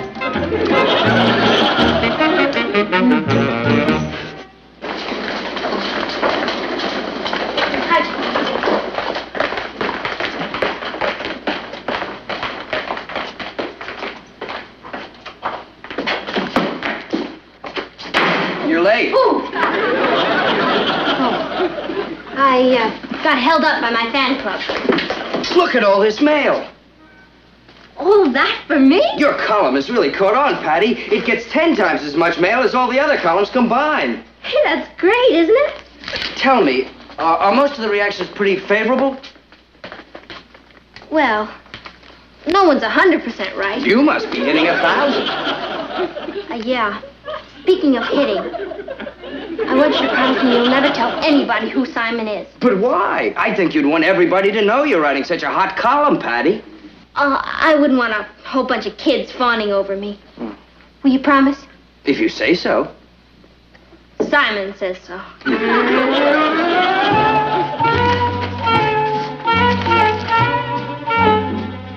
Listen to this. Dear Simon says, I am a teenager. I've been going with one girl and she's a doll, but she's possessive and jealous. Please advise me. Signed, Stuck. He's stuck, all right.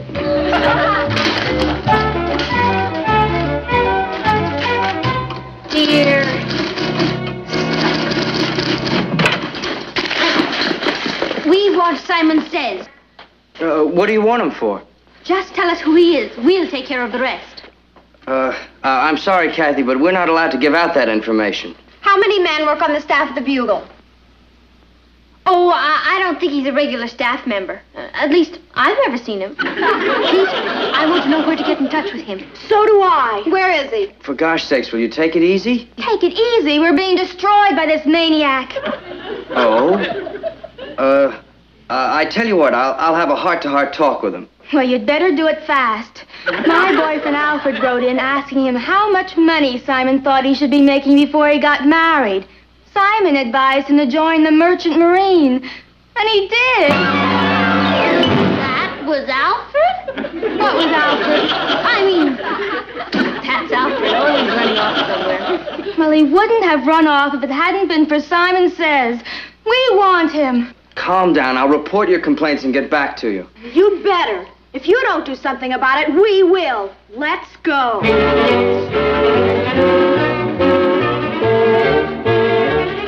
Have you heard anything yet? I'm working on it. How does it look? I think he's an English brain surgeon. Brain surgeon? I'll let you know when I find out something more definite. I knew I could count on you.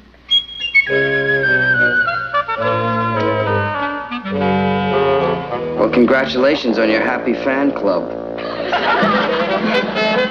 Can't win them all.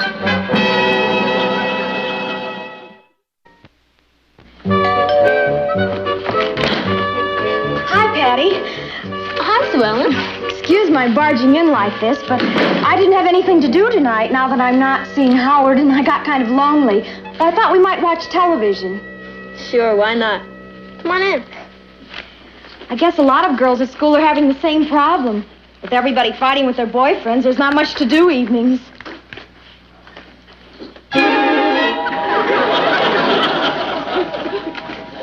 Welcome to the club. Hello, Sue Ellen. Hi, Kathy. So, he got you too, hmm? Yes. I was just shot down in flames. We've got to do something about Simon. Ever since he started writing his column, every one of us has broken up with her boyfriend. If we don't get him, we're all going to turn into old maids. Well, you don't have to take his advice, you know. It doesn't matter whether we do or not. Our boyfriends are taking it. Looks like you're the only one not having any trouble. You know, good old easygoing Richard. Excuse me. Hello?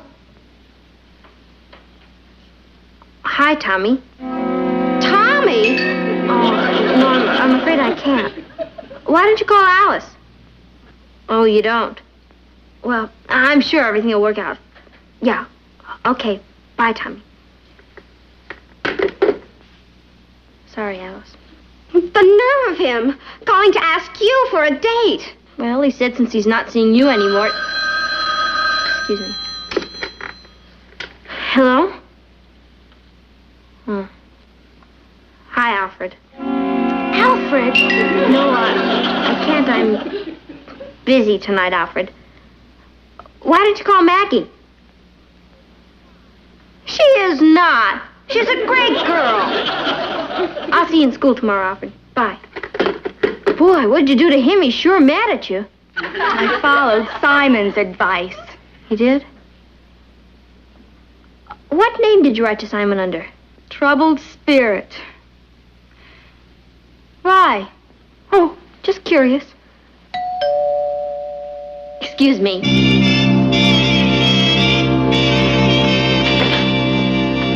Oh, hi, Rich. Hi, Patty. I'm sorry. I'm afraid I won't be able to go with you tonight. Well, that isn't why I came over. Oh, it isn't? No, I came over to tell you that I've decided it would be better if I started going out with different girls. What? Yeah, I've been thinking it over, and I'm too young to be a martyr. What did you say? Well, I've got my own life to think about. I've decided to go out and join the human race. I don't want to get stuck. Stuck!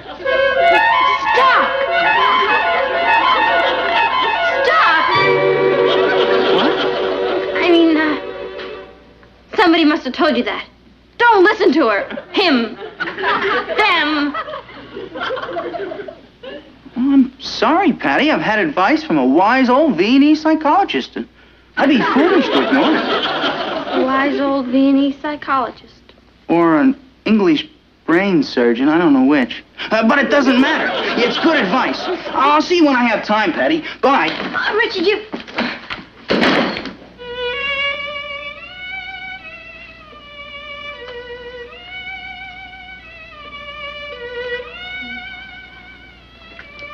We've got to put a stop to Simon Says. Oh, Says. Say. And I think I know just how to do it. You do? I'm going to set a trap for him. What kind of trap? We don't know who Simon is. It could be any one of our boyfriends. That's right. Oh, what kind of trap? Or it could even be one of our teachers. Sure. What kind of trap? Or perhaps it really is the V&E psychologist who's gone mad. What about the trap? Or it could be someone from another school. Right. So, since we have absolutely no idea who Simon is, I think it would be better if I didn't discuss my plan with anyone. Well, you can trust me. Of course I can trust you. But I have to set this up myself, Patty. Can't you tell us anything about the trap? I can tell you one thing. Yeah? It can't miss.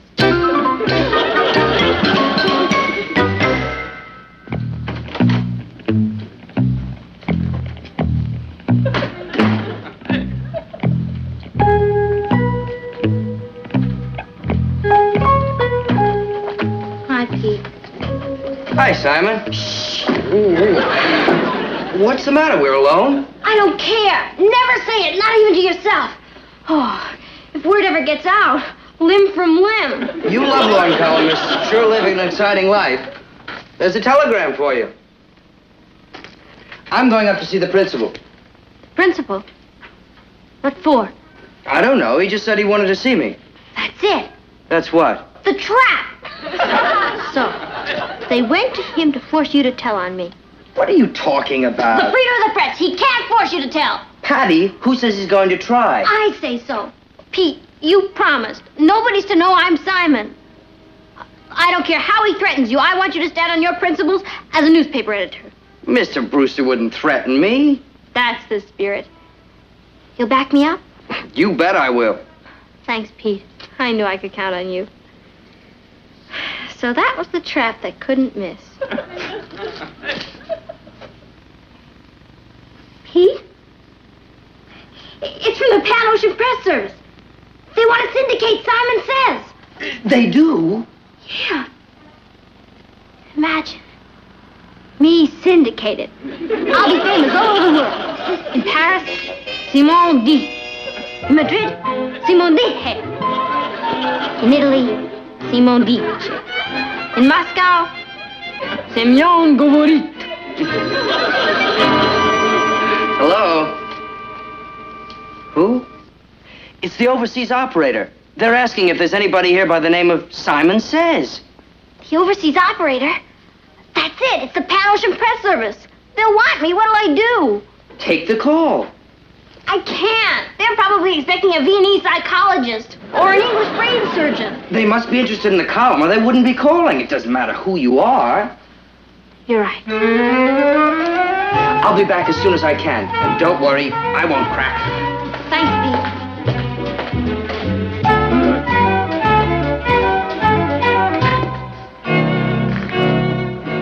Hello?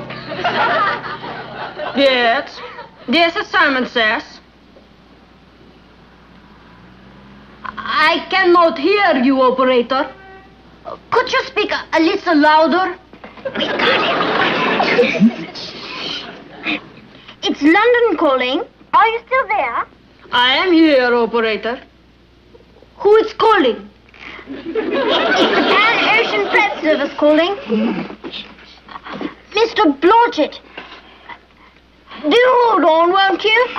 He's ready. Take over. Hello, Hugh Blodgett here in London. Simon Says here in America.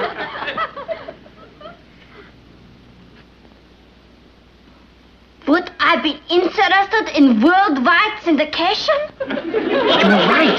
He sounds Viennese. Keep him talking. Let's go get him. Oh, I'm so sorry I couldn't find Patty. Yes, sure, he's missing all the fun. When can we meet to discuss this, old chap? I do not think we will be able to meet. I have a very busy schedule. May I suggest you just send me a contract? No, I could not fly to London. My schedule would not permit it. Well, perhaps I could fly there? No, I do not think that would be a good idea. It would be much better to do the business by mail. Your 3 minutes are up. 5 cents, please, for the next 5 minutes. Hello. Are you still there, old chap? Hello? Hello? Hello?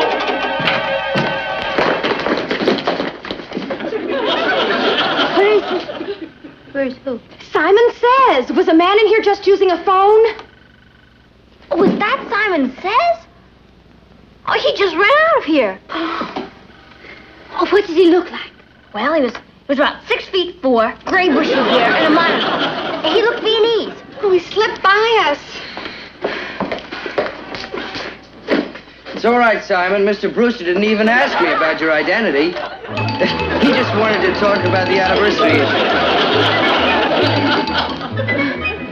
Helen. You think I'm really... Look, it was all in fun. I was only trying to help you. Where's your sense of humor? Simon Says help. Hello? Howard? This is Patty Lane. Yeah. Howard, I know about the fight you and Sue Ellen had. You see, really, it was all my fault. How? Go on, tell him. Howard, you want to laugh? I'm Simon Says. Not anymore, you know.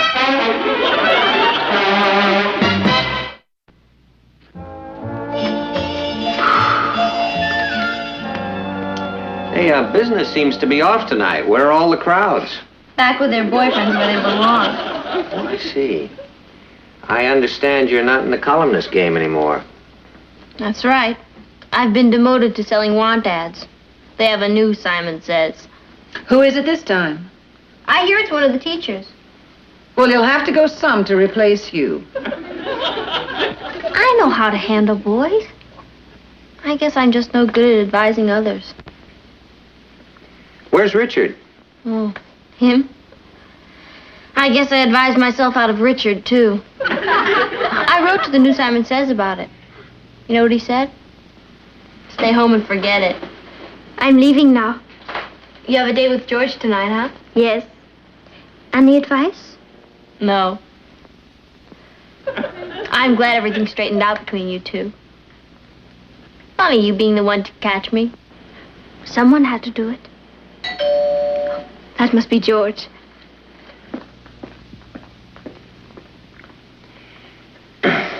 Patty, I know you meant well. Oh, I always mean well, Papa. Just never turns out right. Well, there's one good rule to learn. Before you give expert advice, be sure you're an expert. I'll remember it. Although I doubt if I'll ever have any chance to use it again. Well, hi, Richard. Hi. Hi, Richard. Hi. What are you doing here? Simon said you'd be miserable without me. Simon said that? That's right. I did. Hi.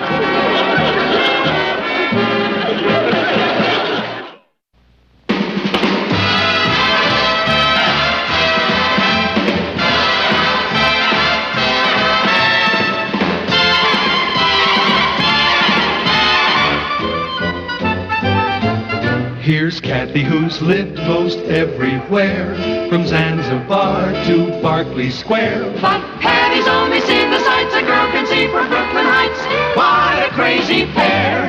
But they're cousins, identical cousins, and you'll find they laugh alike, They walk alike, at times they even talk alike. You can lose your mind when cousins. Congratulations. Hi, group. You're home late, aren't you, darling? I got fascinated by something at school. Anyone we know? It's not a he, it's an it. I know, Richard. We're studying unions in our civics class. Papa, do you know anything about management and labor? Well, I should. I've belonged to a couple of unions, and I'm on the Labor and Management Committee down at the Chronicle. Well, then you know about Samuel Gompers and all that. Yes. Who's Samuel Gompers? He was only the father of the whole labor movement. It's really interesting. Our teacher asked us to pick a practical project to work on so we'd learn more about it. Sounds like an excellent idea. Papa, have you ever heard of UAFM? I beg your pardon? Oh, the UAFUM. No. What's that? It stands for the United Association for Unprotected Minors. Sounds like a good idea. Who are they? Us.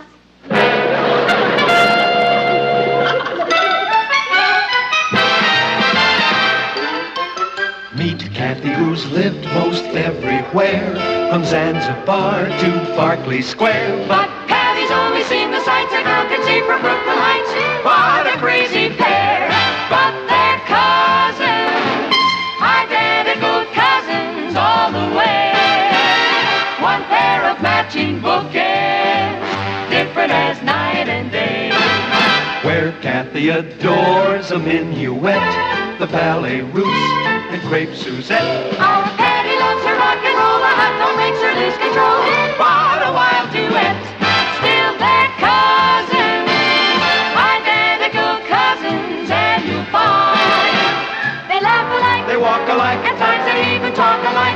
You can lose your mind when cousins are two of a kind.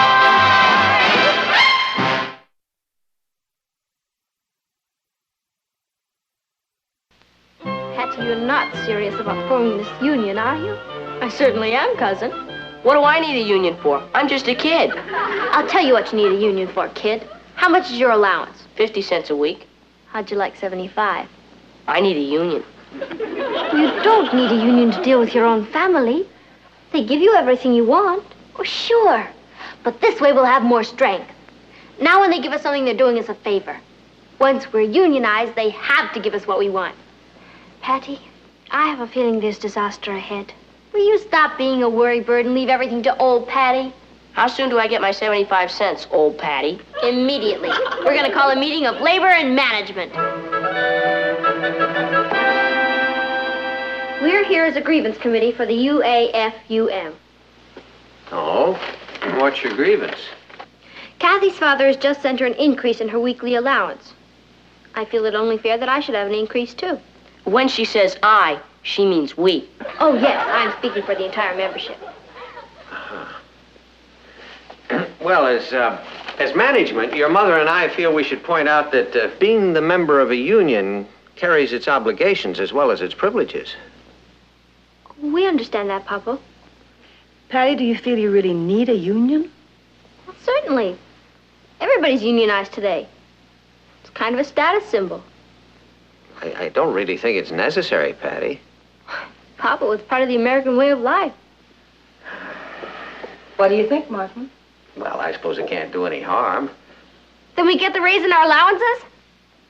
Well, I didn't say that. Oh. I don't see why Kathy's increase should affect you and Ross. What's the matter? Have you got something against collective bargaining? Well, of course not. Papa, this is our first time at it. It'd be terrible for us psychologically if we lost. I must say I've never heard that argument used before in collective bargaining. But I'm sure it's just because nobody's ever thought of it. Well, all right. You have your increase. Did I tell you? It worked. Thanks, Mom. Papa, it's going to be a pleasure doing business with you.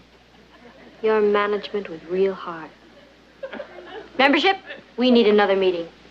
We'll be back. Bye. I didn't like the sound of that "we'll be back." Martin, do you think we've made a mistake? No, of course not. This will be good experience for them. As a matter of fact, I was going to increase their allowance anyway. So we'll let them think they've won a victory. It'll boost their morale. All right, we've won our first victory, but we're not going to stop with that. We're just beginning to feel our strength. Boy, they were really frightened of us, weren't they? Of course they were, because we're united. Patty, I really believe this is going to work. You bet it's going to work. If we'd known about this years ago, we could have been rich today. Do you realize a thing like this could sweep the country? We could organize all the kids in America. And charge them dues. Say $1 a month. Even if we only got 1 million kids in, that's $1 million a month. Maybe we better concentrate on us first. We've already gotten what we want. Are you kidding, Kathy? We haven't even started. Oh, what else do we need? Fringe benefits. Oh. Here, take notes. First, any member of the UAFUM who feels that he or she... Patty, you call these fringe benefits? Yes, sir. The members of the UAFUM feel they're just demands and therefore we're entitled to them. You all in agreement on this? Yes, sir. Yes, sir. It sounds unanimous. Well, I have some news for the UAFUM. We have our rights, I'm and our gonna give demands you are what you reasonable, want. and we won't take no for an answer. If you think that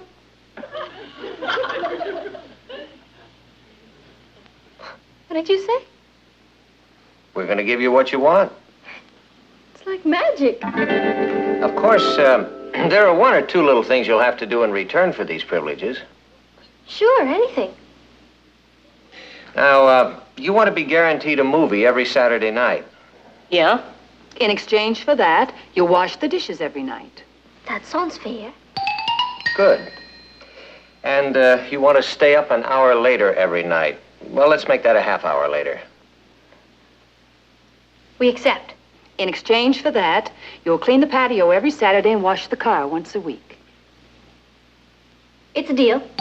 And you want to watch an extra television program every night. Let's make that 3 extra television programs a week, at least one of them educational. We'll take it. In exchange for that, you'll clean your room every day and do your closets once a week.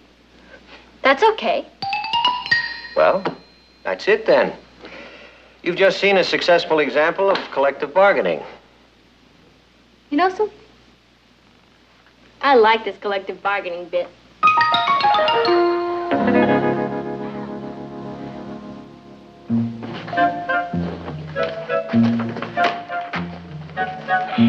Boy, this is real manual labor.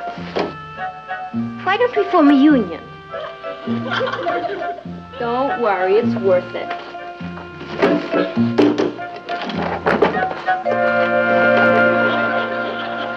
What's the matter with you? I am beat. I can't clean my room every day. It'll kill me. Think of all the benefits you're getting. What benefits?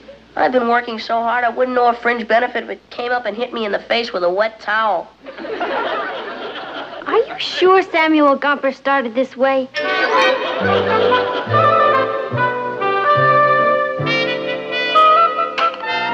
there's a good movie on tonight at 9 o'clock.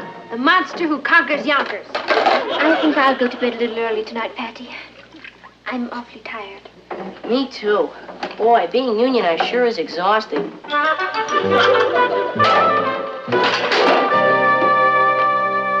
You know, I think this is the easiest week I've had in years, and I feel a little guilty about it. The children have been wonderful. They've cleaned their room, done the closets, the patio looks beautiful. Yeah, I had a notion that letting them unionize was a good idea. Oh, you were right. Sometimes Patty gets carried away with her projects, but this one turned out fine. I think I'll recommend it to all our friends. Want to go for a walk? Yeah. Why don't we check on the union first?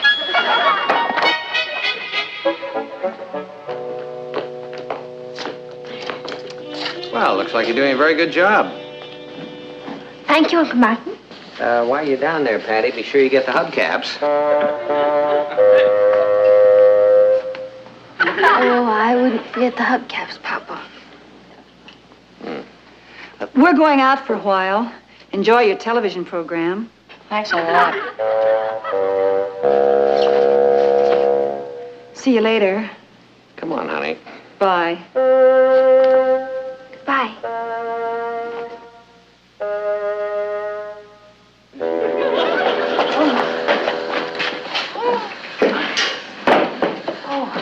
I think my back's broken. Move over. Patty, I don't think this union idea was so hot. We've never had to clean a patio before. We never had so many privileges before either. But what's the good of it? We're too tired to take advantage of any of them.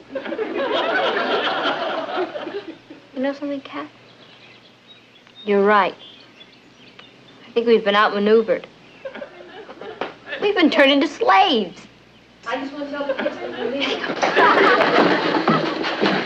The patio looks beautiful. Yeah, you're really doing a bang-up job. You know, after your rest, maybe we could sit down and do some more negotiating. Well, we're off to play a little golf. I hope you enjoy your movie this afternoon. Oh, today's the day you do your closets, isn't it?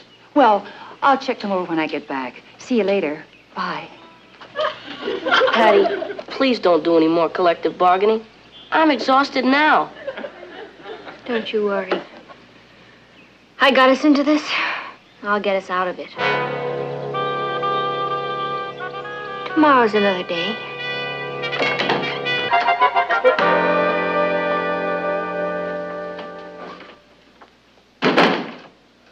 The house is sure quiet. I'm surprised they're not watching television. I suppose they're too tired. They had all those dishes to wash. Oh, Martin, do you think we're overdoing this? What's the matter? You anti-union? Well, they have been taking it very seriously. Well, I meant for them to take it seriously. See, I want them to learn that privileges carry obligations. You don't get something without giving something. I think that's an important lesson for them. I suppose you're right, but I've had so little to do since they joined the UAFUM, I feel guilty. I've become a lady of leisure. Well, how about a snack, lady of leisure? Fine. I'll fix you a sandwich.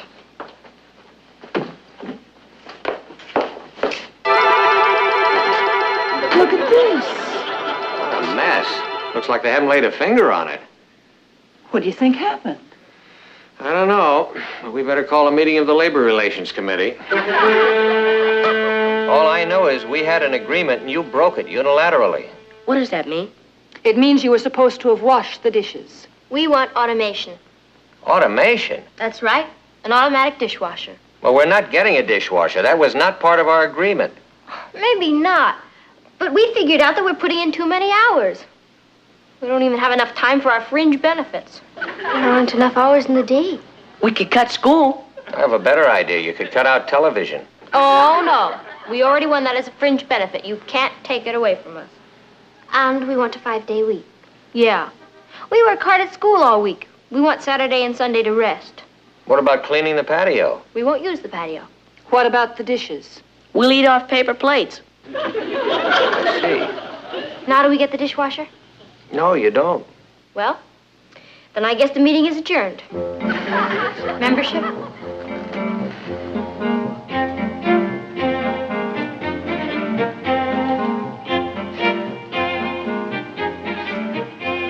Well, how do you like that? I think it's kind of funny. I don't. I've gotten used to not washing the dishes. Don't worry, they'll come around.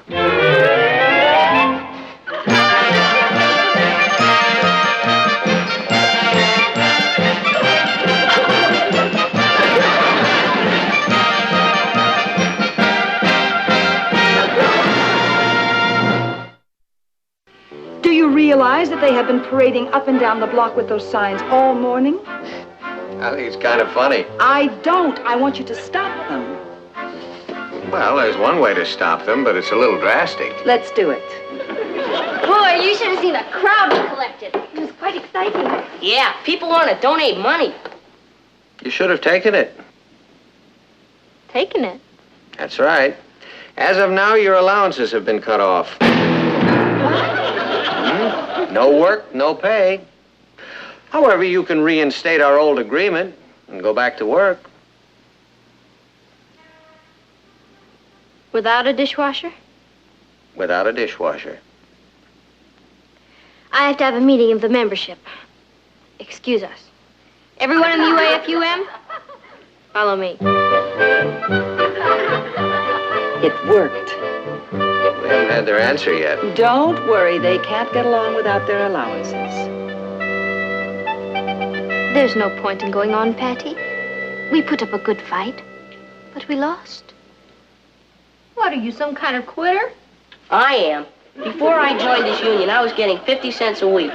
You shot me up to nothing. I have a lot of heavy expenses. Let's not panic. Look, we can hold out a lot longer than they can. On what? On our $30 emergency strike fund. Oh, boy! Do we have a $30 emergency strike fund? You bet we do. That's great. I've saved up $30 and... You wouldn't do that to me. Now, look, Ross, it's only a temporary measure. You'll get your money back as soon as we renegotiate our contracts. Patty, you can't take his money. I'm not taking his money. Our treasury is borrowing it. It's for a common cause, isn't it? Sure, the cause is coming, but the money is mine. That money could last us 2 months. They can't hold out that long. What do you say, Ross? I say I've never been in a union before, and this whole thing is getting me very nervous. Come on, Ross. All for one and one for all. You mean like the Three Musketeers? Exactly. No. Okay. Thanks, Ross. We've got him right where we want him. Or vice versa.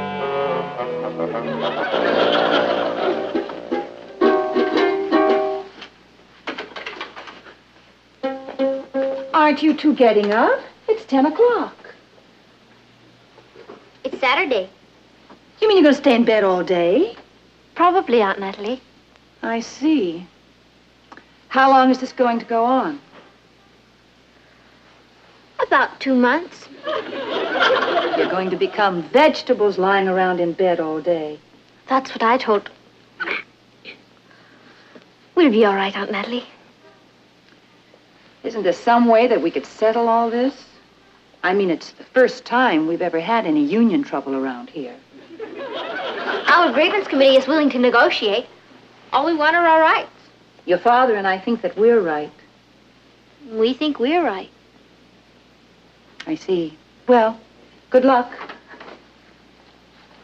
Mom, you understand there's nothing personal in all this. Of course not. It's strictly management labor.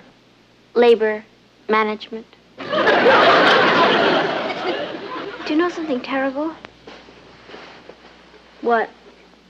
I'm afraid my sympathies are with management. Sam Gompers would be ashamed of you.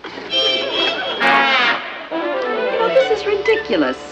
We're working our heads off and they're lying around like ancient royalty. It's the advantage of having a strong union. Martin, this has gone too far. We've got to stop them. No, we can't. It's a matter of principle. See, in the beginning, we made a promise to them that they could do this. So we've got to find some way to settle it reasonably. Well, They're drunk with power. Why, right this minute, they're up in their room laughing at us while we do their work. Patty, we should really be downstairs helping with the dishes. I know we should. But how can we give in without losing face? What are we, Chinese? Why don't we just go down there and say we were wrong? It's a matter of principle, Ross. We can't give up everything we've gained. What have we gained? All I've got is a sore back and I'm out $30. We've gained the right to be heard around here. No, sir. We can't quit now. We can't let your mother do all the work. It isn't fair. I know it. Maybe we could secretly clean our closets. That's a good idea. No, she'd know. It'd be the same as giving in. Boy, I wish I could think of something. I know. Why don't we sneak out tonight and wax the car again? They're spoiled. They're interested in getting, but they don't want to give anything. You don't really believe that, do you? At this moment, I do. Oh, Martin, why don't we just put our foot down and forbid this? Well, there must be another solution. Why don't they just put their foot down and order us back to work? You know your father.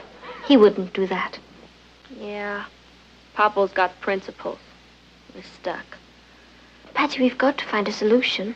It's no fun having nothing to do but have fun. That may be the smartest thing you ever said.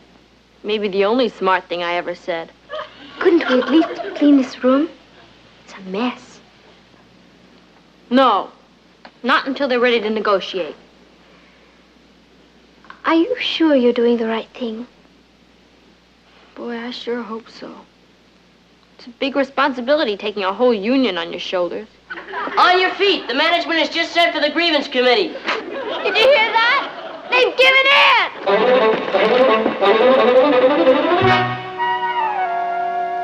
Sit down, please.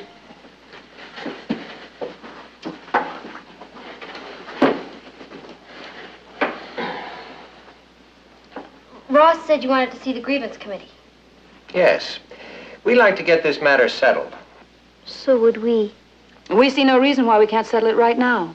Oh, that's great. We don't want to be unreasonable. I mean, we're willing to compromise. Oh, I don't think you should have to compromise. You mean, we get the automatic dishwasher, we stay up an extra hour later, watch more television, go to the movies? Well, that wasn't quite what we had in mind. Oh? What did you have in mind? Well, your mother and I were so impressed with your union that we've decided to form the PAMP. I beg your pardon? The PAMP. That's PAMP, all right. That stands for Protective Association for Misunderstood Parents. You're kidding. Oh, no. No, we're perfectly serious.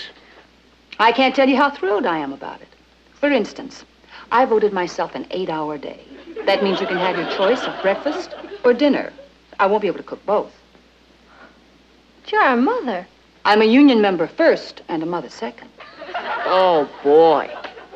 As far as the dishes are concerned, I'm assigning each one of you his own set of dishes. Now, you may wash them or not, as you please. Well, my 8 hours are up, so I think I'll go off to bed and read. That's my fringe benefit for Monday. Have a nice day. You can't do that. Yes, I can. This may come as a surprise to you, darling, but we parents are human beings, too. What we give you out of love, not because we have to. We like it received the same way. Don't you know how much we appreciate you and Papa? Well, there hasn't been much indication of that lately, Patty. I guess I got carried away again. I'm sorry. Could you wait a second while the grievance committee votes on something? Votes on what? I make a motion that the UAFUM be disbanded forever. Do I hear any seconds? I second the motion. Motion is seconded. All in favor, say aye. Aye. Aye. The motion is carried unanimously. You sure that's what you want? You bet it is. This is the worst mistake I ever made in my whole life. And she's made some beauties. Well, I must say that changes things. Natalie, I would like to move that we permanently disband the PAMP. Do I hear a second? I second the motion. All in favor? Aye. The motion is carried unanimously. Hooray. Boy, I'm glad it's all over. Are you? Wait until you see the dishes waiting for you in the kitchen. I don't care. Neither do I. Well, now that I'm not a union mother anymore, I suppose I'd better go start dinner. Oh, it was a nice vacation while it lasted. I'll help you, Aunt Natalie. So will I. Me too. Gee, I'm glad everything's back to normal. Hey, let's try to keep it that way for a while, huh, Patty? Sure. But you know, Papa, in spite of everything, oh, bit old Sam Gompers would have been proud of us.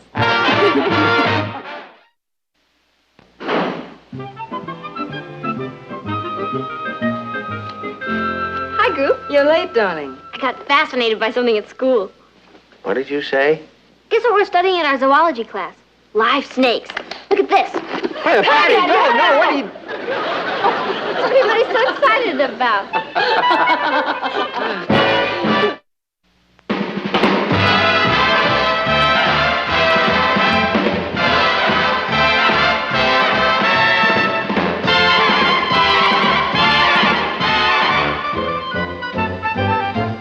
Here's Kathy, who's lived most everywhere, from Zanzibar to Berkeley Square. But Patty's only seen the sights a girl can see from Brooklyn Heights. What a crazy pair, but they're cousins, identical cousins, and you'll find they laugh alike, They walk alike, at times they even talk alike. You can lose your mind when cousins are two of a A quaint old English street. That's what everybody in school's calling me. You know that substitute teacher we have in American history, Miss McIntosh? Yes? Well, she finally got to me. She kept yakking about how spoiled kids are today and how tough the pioneer kids had to be in the old days. And I said I wouldn't have minded living in those days. And she said I wouldn't have lasted a week. And I said it would have been a ball. And I told her I could go for a whole week without using any of the modern civilized conveniences. And she said I couldn't. I'm on her side. But the whole school is talking about it. You mean you're supposed to live like a pioneer for a week? If they did it, I can do it. Times have changed, Patty. Or maybe times have changed, but kids haven't. I don't believe we're weaklings, and I'm going to prove it. I've got to uphold the honor of my generation. Boy, is your generation in trouble. Come to think of it, so's mine. When do you start? I've already started. Hello? Hi, Rich. Listen, Rich, this is very important. Do you remember last week when we went downtown to get those things for school? Yeah. What? I think you'd better hang up. Why? Because the telephone hasn't been invented yet. Oh.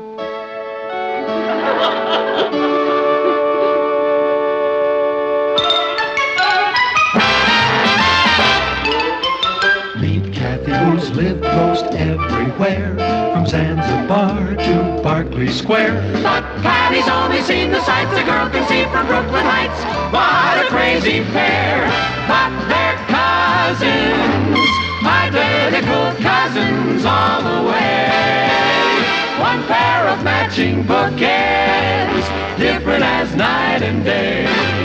Where Kathy adores a minuet, the ballet russe, and crepe Suzette. Our Patty loves to rock and roll, a hot dog makes her lose control. What a wild duet, still they're cousins, identical cousins, and you find they laugh alike, They walk alike, at times they even talk alike. You can lose your mind when cousins are two of a kind.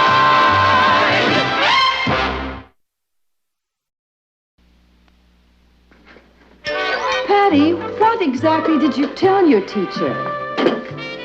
I told her that I could go for a week without using anything we didn't have back in 1800.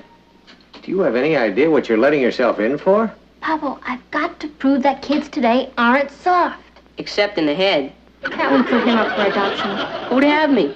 You've got a point, Patty. Aren't you going to use any modern conveniences at all?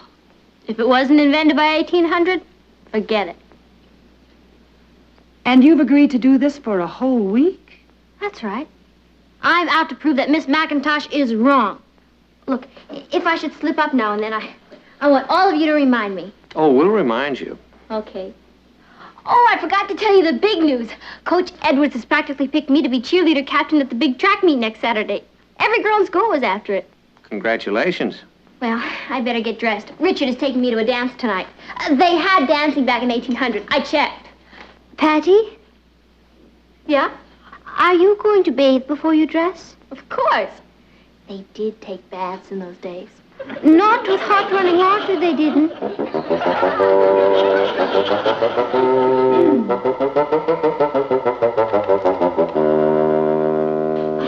Oh, boy. Oh, I never knew water could be so heavy. No wonder they only took baths on Saturday nights.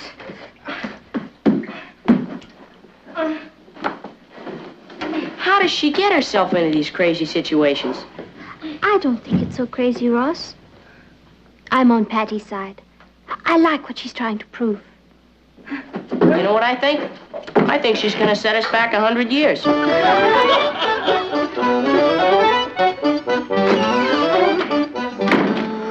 was your bath?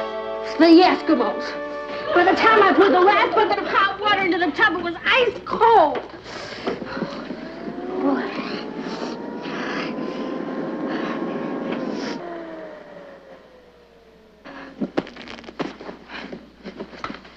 What do you think you're doing? Putting you back in the 19th century. Oh. Thank you. Oh, yeah. Thank you. How am I going to dry my hair? Why don't you rub two sticks together and start a fire? That's what the pioneers did. Yeah? Well, they should have used hair dryers. At least they wouldn't have gotten scalped that way. I'd better get dressed. Richard's picking me up in a... What happened to the lights? Thomas Edison hasn't invented them yet, so I turned them off. Oh! Oh, boy. Here. Here what? Am I supposed to get dressed by that? Your great-great-grandmother did. Oh, yeah, but have you ever seen pictures of how she looked?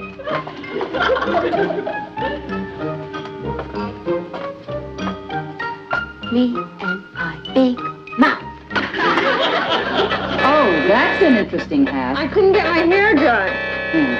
Here. Oh, there's my Lord and Master. You know, that Bela Lugosi is the greatest. Hi, Rich. Never mind the hi, Rich. You know you hung up on me this afternoon? Yeah, sorry about that. I can't talk on the telephone for a whole week. You can't? Why not? It hasn't been invented yet. What? Look, it's a long story. Come on in and say hello to the old folks at home. Hasn't been invented yet. Now, wait a minute. Oh, hello, Mrs. Lane. Mr. Lane? Hello, Richard. Richard? Well, let's go. He has all the social graces, hasn't he? Patty, Tootie Henderson's band starts playing at 8 o'clock. I don't want to miss any of it. We'll have just enough time to make the first number. Where is that dance, Richard? Over at Danceland. It's about 3 miles from here, isn't it? Yeah, but I've got my car outside. Oh.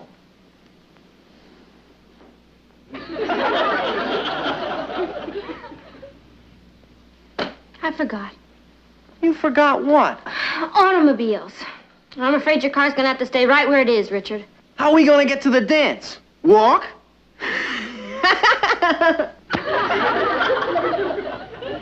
He asked you a question, dear. Yeah. Richard, my boy, hasn't it occurred to you that people don't get enough exercise these days? Sure. That's why we're going dancing. Mom. Would you mind walking? Walking 3 miles to a dance? Is it because you don't want her to ride with me? My driving's improved a lot, Mrs. Lane. I haven't had an accident since Monday, and it was nothing. I mean, I got a scratched running board, but it wasn't my fault. Your car has a running board? What are you driving, Richard? An Essex. An Essex. If you're worried, I could spring for a taxi cab. Richard, Patty can't ride in any vehicle this week. Except a covered wagon. A what? You mean like an automobile hasn't even been invented yet or something? Now, wait a minute. First the telephone. Come on, Richard, I'll explain on the way. Say goodnight to the nice people. Patty, if you think I'm going to walk 3 miles to a dance, Patty, are you? a lazy one. You want to come in, Rich? This has been one of the most interesting evenings of my whole life. I'm sorry about the way things turned out, Rich.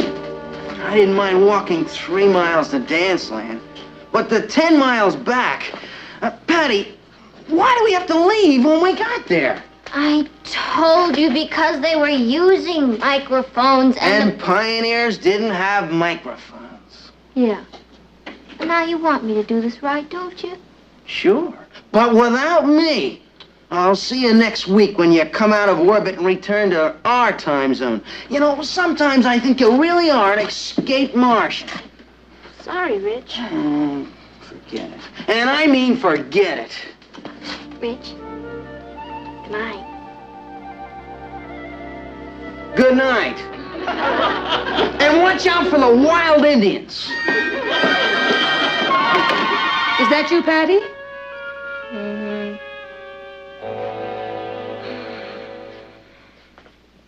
Hi, Mama. Papa. How are you, Ann? How was the dance? How do you spell fiasco? Hey, that's a pretty good word. Please, no coaching unless it's my turn. Sorry about that. You know, I never should have dragged Richard into this. He's not up to it. Are you? If the pioneers could do it all their lives, I guess I can do it for 1 week. Oh, they must have been made of steel. Well, they were pretty rugged, but then they had to be. You know, it's amazing what you can do if you have to. Yeah, I hope you're right, Papa. I'd hate to let the kids at school down. They're all counting on me. You won't let them down. I think you're doing just fine. Yeah. Except I'm starving to death. Well, didn't you stop at the shake shop? Oh, yeah. Yeah, we stopped. Only I couldn't eat anything. They cooked their hamburgers on electric grills. And the pioneers never heard of a chocolate milkshake. Oh. You know what I'm going to do? What? I'm going to fix you a great big Pioneer sandwich, handmade, and a big glass of milk, cow-made. Thanks, Papa. Boy, they sure were losers, our ancestors. They didn't have anything. I'll tell you one thing they had. A wonderful, great granddaughter.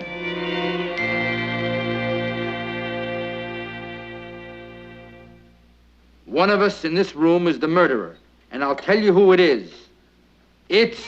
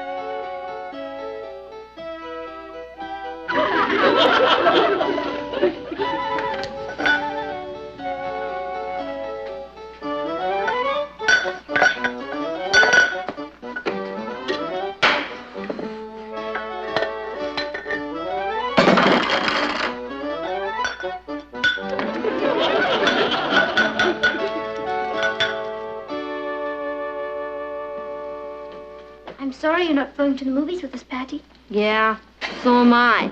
I've been dying to see The Monster with 3 Heads. We'll tell you all about it. Oh, you don't have to. It's my autobiography.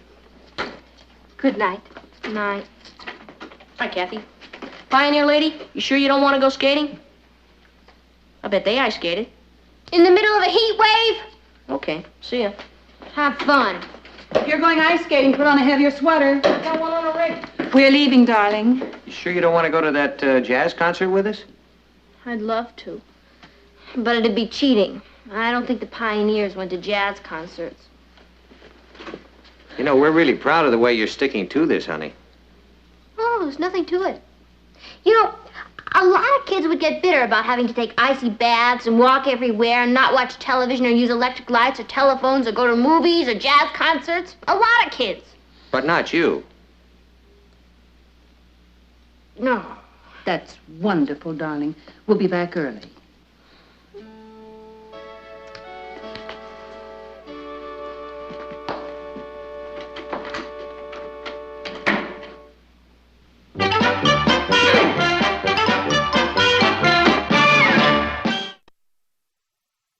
Rickety-rack, who's that racing down the track? Brooklyn! Yeah! Brooklyn, yeah! She's been carrying on like that all evening. The big track meet is Saturday. What just You mean we have to listen to that until Saturday? What about that one? Noisy. Papa, yells are supposed to be noisy. It's up to me to give inspiration to the team. Being captain of the cheerleaders is a very big responsibility. Are you definitely captain? Well, practically, definitely. It's between me and Alice, and actually, she doesn't have a chance, poor kid. She has a voice somewhere between Ema Sumac and Louis Armstrong. Watch our team on the beam. Shake 'em, break 'em, show 'em how to take 'em. Rah! Brooklyn! That definitely should inspire the old team. Martin, what do you think? Patty, how is Project Pioneer coming along? Oh, that. Great. I only have a few more days to go. You know, it's been fun, in a gruesome sort of way. I gotta go. Richard and I are going for a walk in the park. Oh, come home! Hey, you take care of that. She's lucky it's not the hunting season.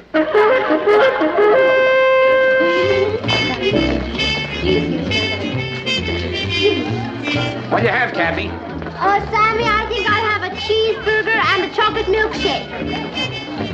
I'll have a peanut butter on Dayton nut bread and a banana split. I'll have the same. I'll have a cheeseburger, a chocolate milkshake, peanut butter and Dayton nut bread, and a banana split. Another year with you, Richard, we can all retire. What do you have, Patty? Glass of water, no ice. How long are you going to keep this up, Patty? Until I drop dead or Monday, whichever comes first. Well, I certainly admire you. Oh, you can afford to. You're eating a peanut butter sandwich on date nut bread and a banana split. They did eat in 1800, you know. Yeah, but the peanut butter didn't come in jars and the bread wasn't baked by machines. Can't talk about it. I get all choked up. Hi, Kathy. Hello, Alice. Patty. Hi, Alice. Hi, Richard. Hi, Alice. Hi, Maggie. Hi. What are you having? Order something gooey. I enjoy hearing. Oh, I'm too excited to eat. Why? What happened? Oh, guess who's the new captain of the cheerleaders at the track meet next Saturday? I'd have to guess. I am. Oh, not anymore, you're not. Coach Edwards just made me captain. He couldn't have. He practically promised it to me. Oh, did he? A little bird must have told him that you're living in the dark ages and didn't have a way to the track meet Saturday. That wasn't a little bird. That was a little rat.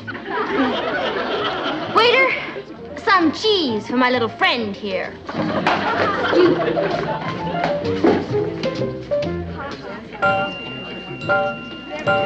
Yes, Patty, but You just can't let Alice be captain. I know all the yells. Yes, Patty, And I but- was captain last year. Yes, Patty. And all the kids are counting on me. Yes, Patty, but...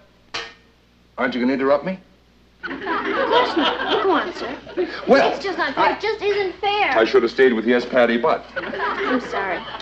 But just give me one good reason why. Why? When I was captain last year and... Now, I understand that you've entered into a bargain with Miss McIntosh, your history teacher. Is that right? Yes, sir. But that didn't include not being captain of the cheerleaders. But you agreed not to use any mode of transportation not in use by 1800, right? Yes, sir. Patty, do you know how far it is from Brooklyn Heights High to the stadium where that track meet is being held? Not exactly. Well, I'll tell you exactly. It is 22 miles.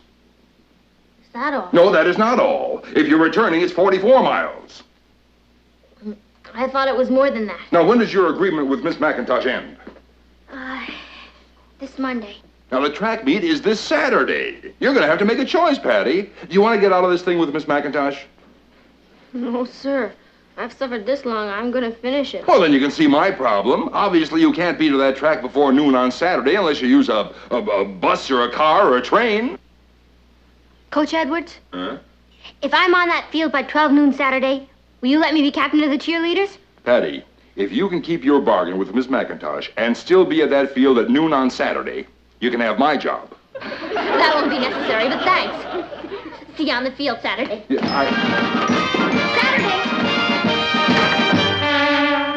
You know, I was thinking, Saturdays don't come around that often. Why don't we all take a drive up into the country today? Oh, I'm sure Patty can't go with us. In the first place, she's not riding in anything this week, and in the second place, today is the day of the big track meet. Oh, I forgot. She's captain of the yelling team. They call it cheerleaders. They can call it what they want, and I'll call it what I want. There's no problem. Patty isn't going to be the captain. I thought Coach Edwards said she could be. Only if she got out there by noon. Kathy told me the field is 22 miles away. 22 miles away? Where is Patty? Upstairs asleep. It's after 9 o'clock. She couldn't make it out there now unless she ran all the way. Oh, hi, Kath. Good morning, Uncle Martin, Aunt Natalie, Ross. Good morning, Kathy. Good morning, Kathy. When I got up this morning, I found this on Patty's bed. It says, "Please don't worry about me. Henry is taking me to the track meet. We'll be back late." It's signed, Captain of the Cheerleaders, almost. When did she leave? I don't know. When I woke up, she was gone. I've been up for hours and I didn't see her. Martin, she must have left in the middle of the night. You don't think that she'd be crazy enough to try to walk that 22 miles out to the field? And 22 miles back? That's 44 miles. That's impossible. Well, of course, it's been an impossible week. You know, frankly, I never thought she'd stick to that agreement she made, but she did. Well, I suppose if she could go back 165 years, she can walk 44 miles. 44 miles? Oh, Martin, she'll be dead when she gets home. You know, maybe I'll take a little drive out there. Well, you know, in case she'd like a lift back. Well, I mean, 44 miles. If I know Patty, Uncle Martin, she's not going to want a lift back. Yeah, she's stubborn. She'll crawl first. I don't know how the rest of you feel about this whole idiotic thing, but I'm so proud of her I could just burst. You know, if she wasn't my daughter, I'd write an editorial about her. Maybe I will anyway. Why don't we have a surprise for her when she gets back? What kind of surprise? Oh, I don't know, a victory celebration? See, that's a wonderful idea. I'll barbecue some steaks. I'll bake some bread. I'll put up some lanterns. I'll get a pan of hot water so she can soak her feet. You know, that's the best suggestion yet, Ross. She's going to be in terrible shape when she gets back here. See, I have a wonderful idea. Why don't we set up a couch on the patio, and then she can lie down and eat her dinner? Hey, Dad, what time's Patty gonna get here? What? I said, what time is Patty gonna get here? I figure I wouldn't put the hot water into it until she got here. Oh, I think it's a good idea. Yeah, I'm not going to start that fire for a couple of hours yet. So I figure she's going to walk around 3.5, 4 miles an hour, maybe 5, 22 miles. She's got to rest a little on the way. Or she'll be here between 9 o'clock and 4 o'clock in the morning.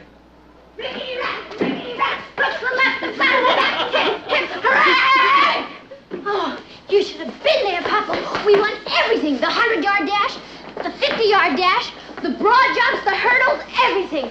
Oh, boy, I wish you were there. Even you, Ross. Honey, you just came from the track meet? Yeah, it was a clean sweep. You mean you walked all the way out there and... Walked? No, I never could have made it in time. Henry gave me a lift out and brought me back. That's exactly what I would have done, Patty. Yeah, me too, sis. Well, actually, it was very wise of you, dear. Yeah, there's nothing to be ashamed of. I mean, I guess it was a kind of a silly agreement anyway. I don't understand what you're all talking about. Oh, about your giving up your Pioneer Week agreement with Miss McIntosh. Well, if Henry gave you a lift out, I think maybe you all better meet Henry.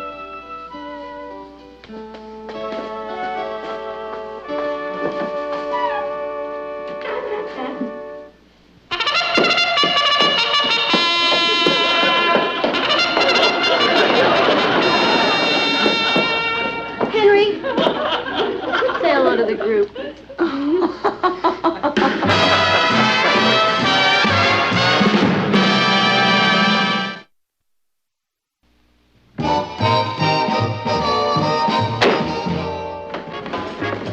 Hello, darling. Oh, hi there. Sounds like Patty's having a little party. I don't blame her. She's entitled to her victory celebration. Oh, I bought her a present. She can keep this as a reminder of Pioneer Week. I don't think she'll ever forget Pioneer Week. I know I won't. What's going on? Must be an overload in the neighborhood. Or even closer.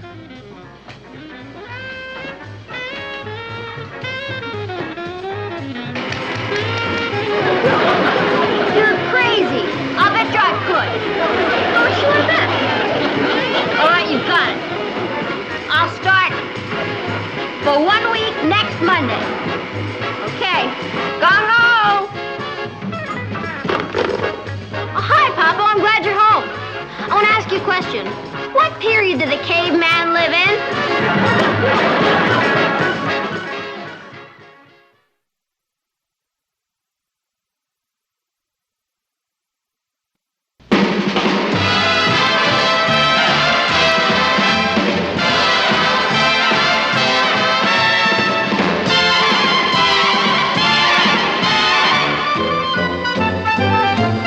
Here's Kathy, who's lived most everywhere, from Zanzibar to Berkeley Square. But Patty's only seen the sights a girl can see from Brooklyn Heights. What a crazy pair. But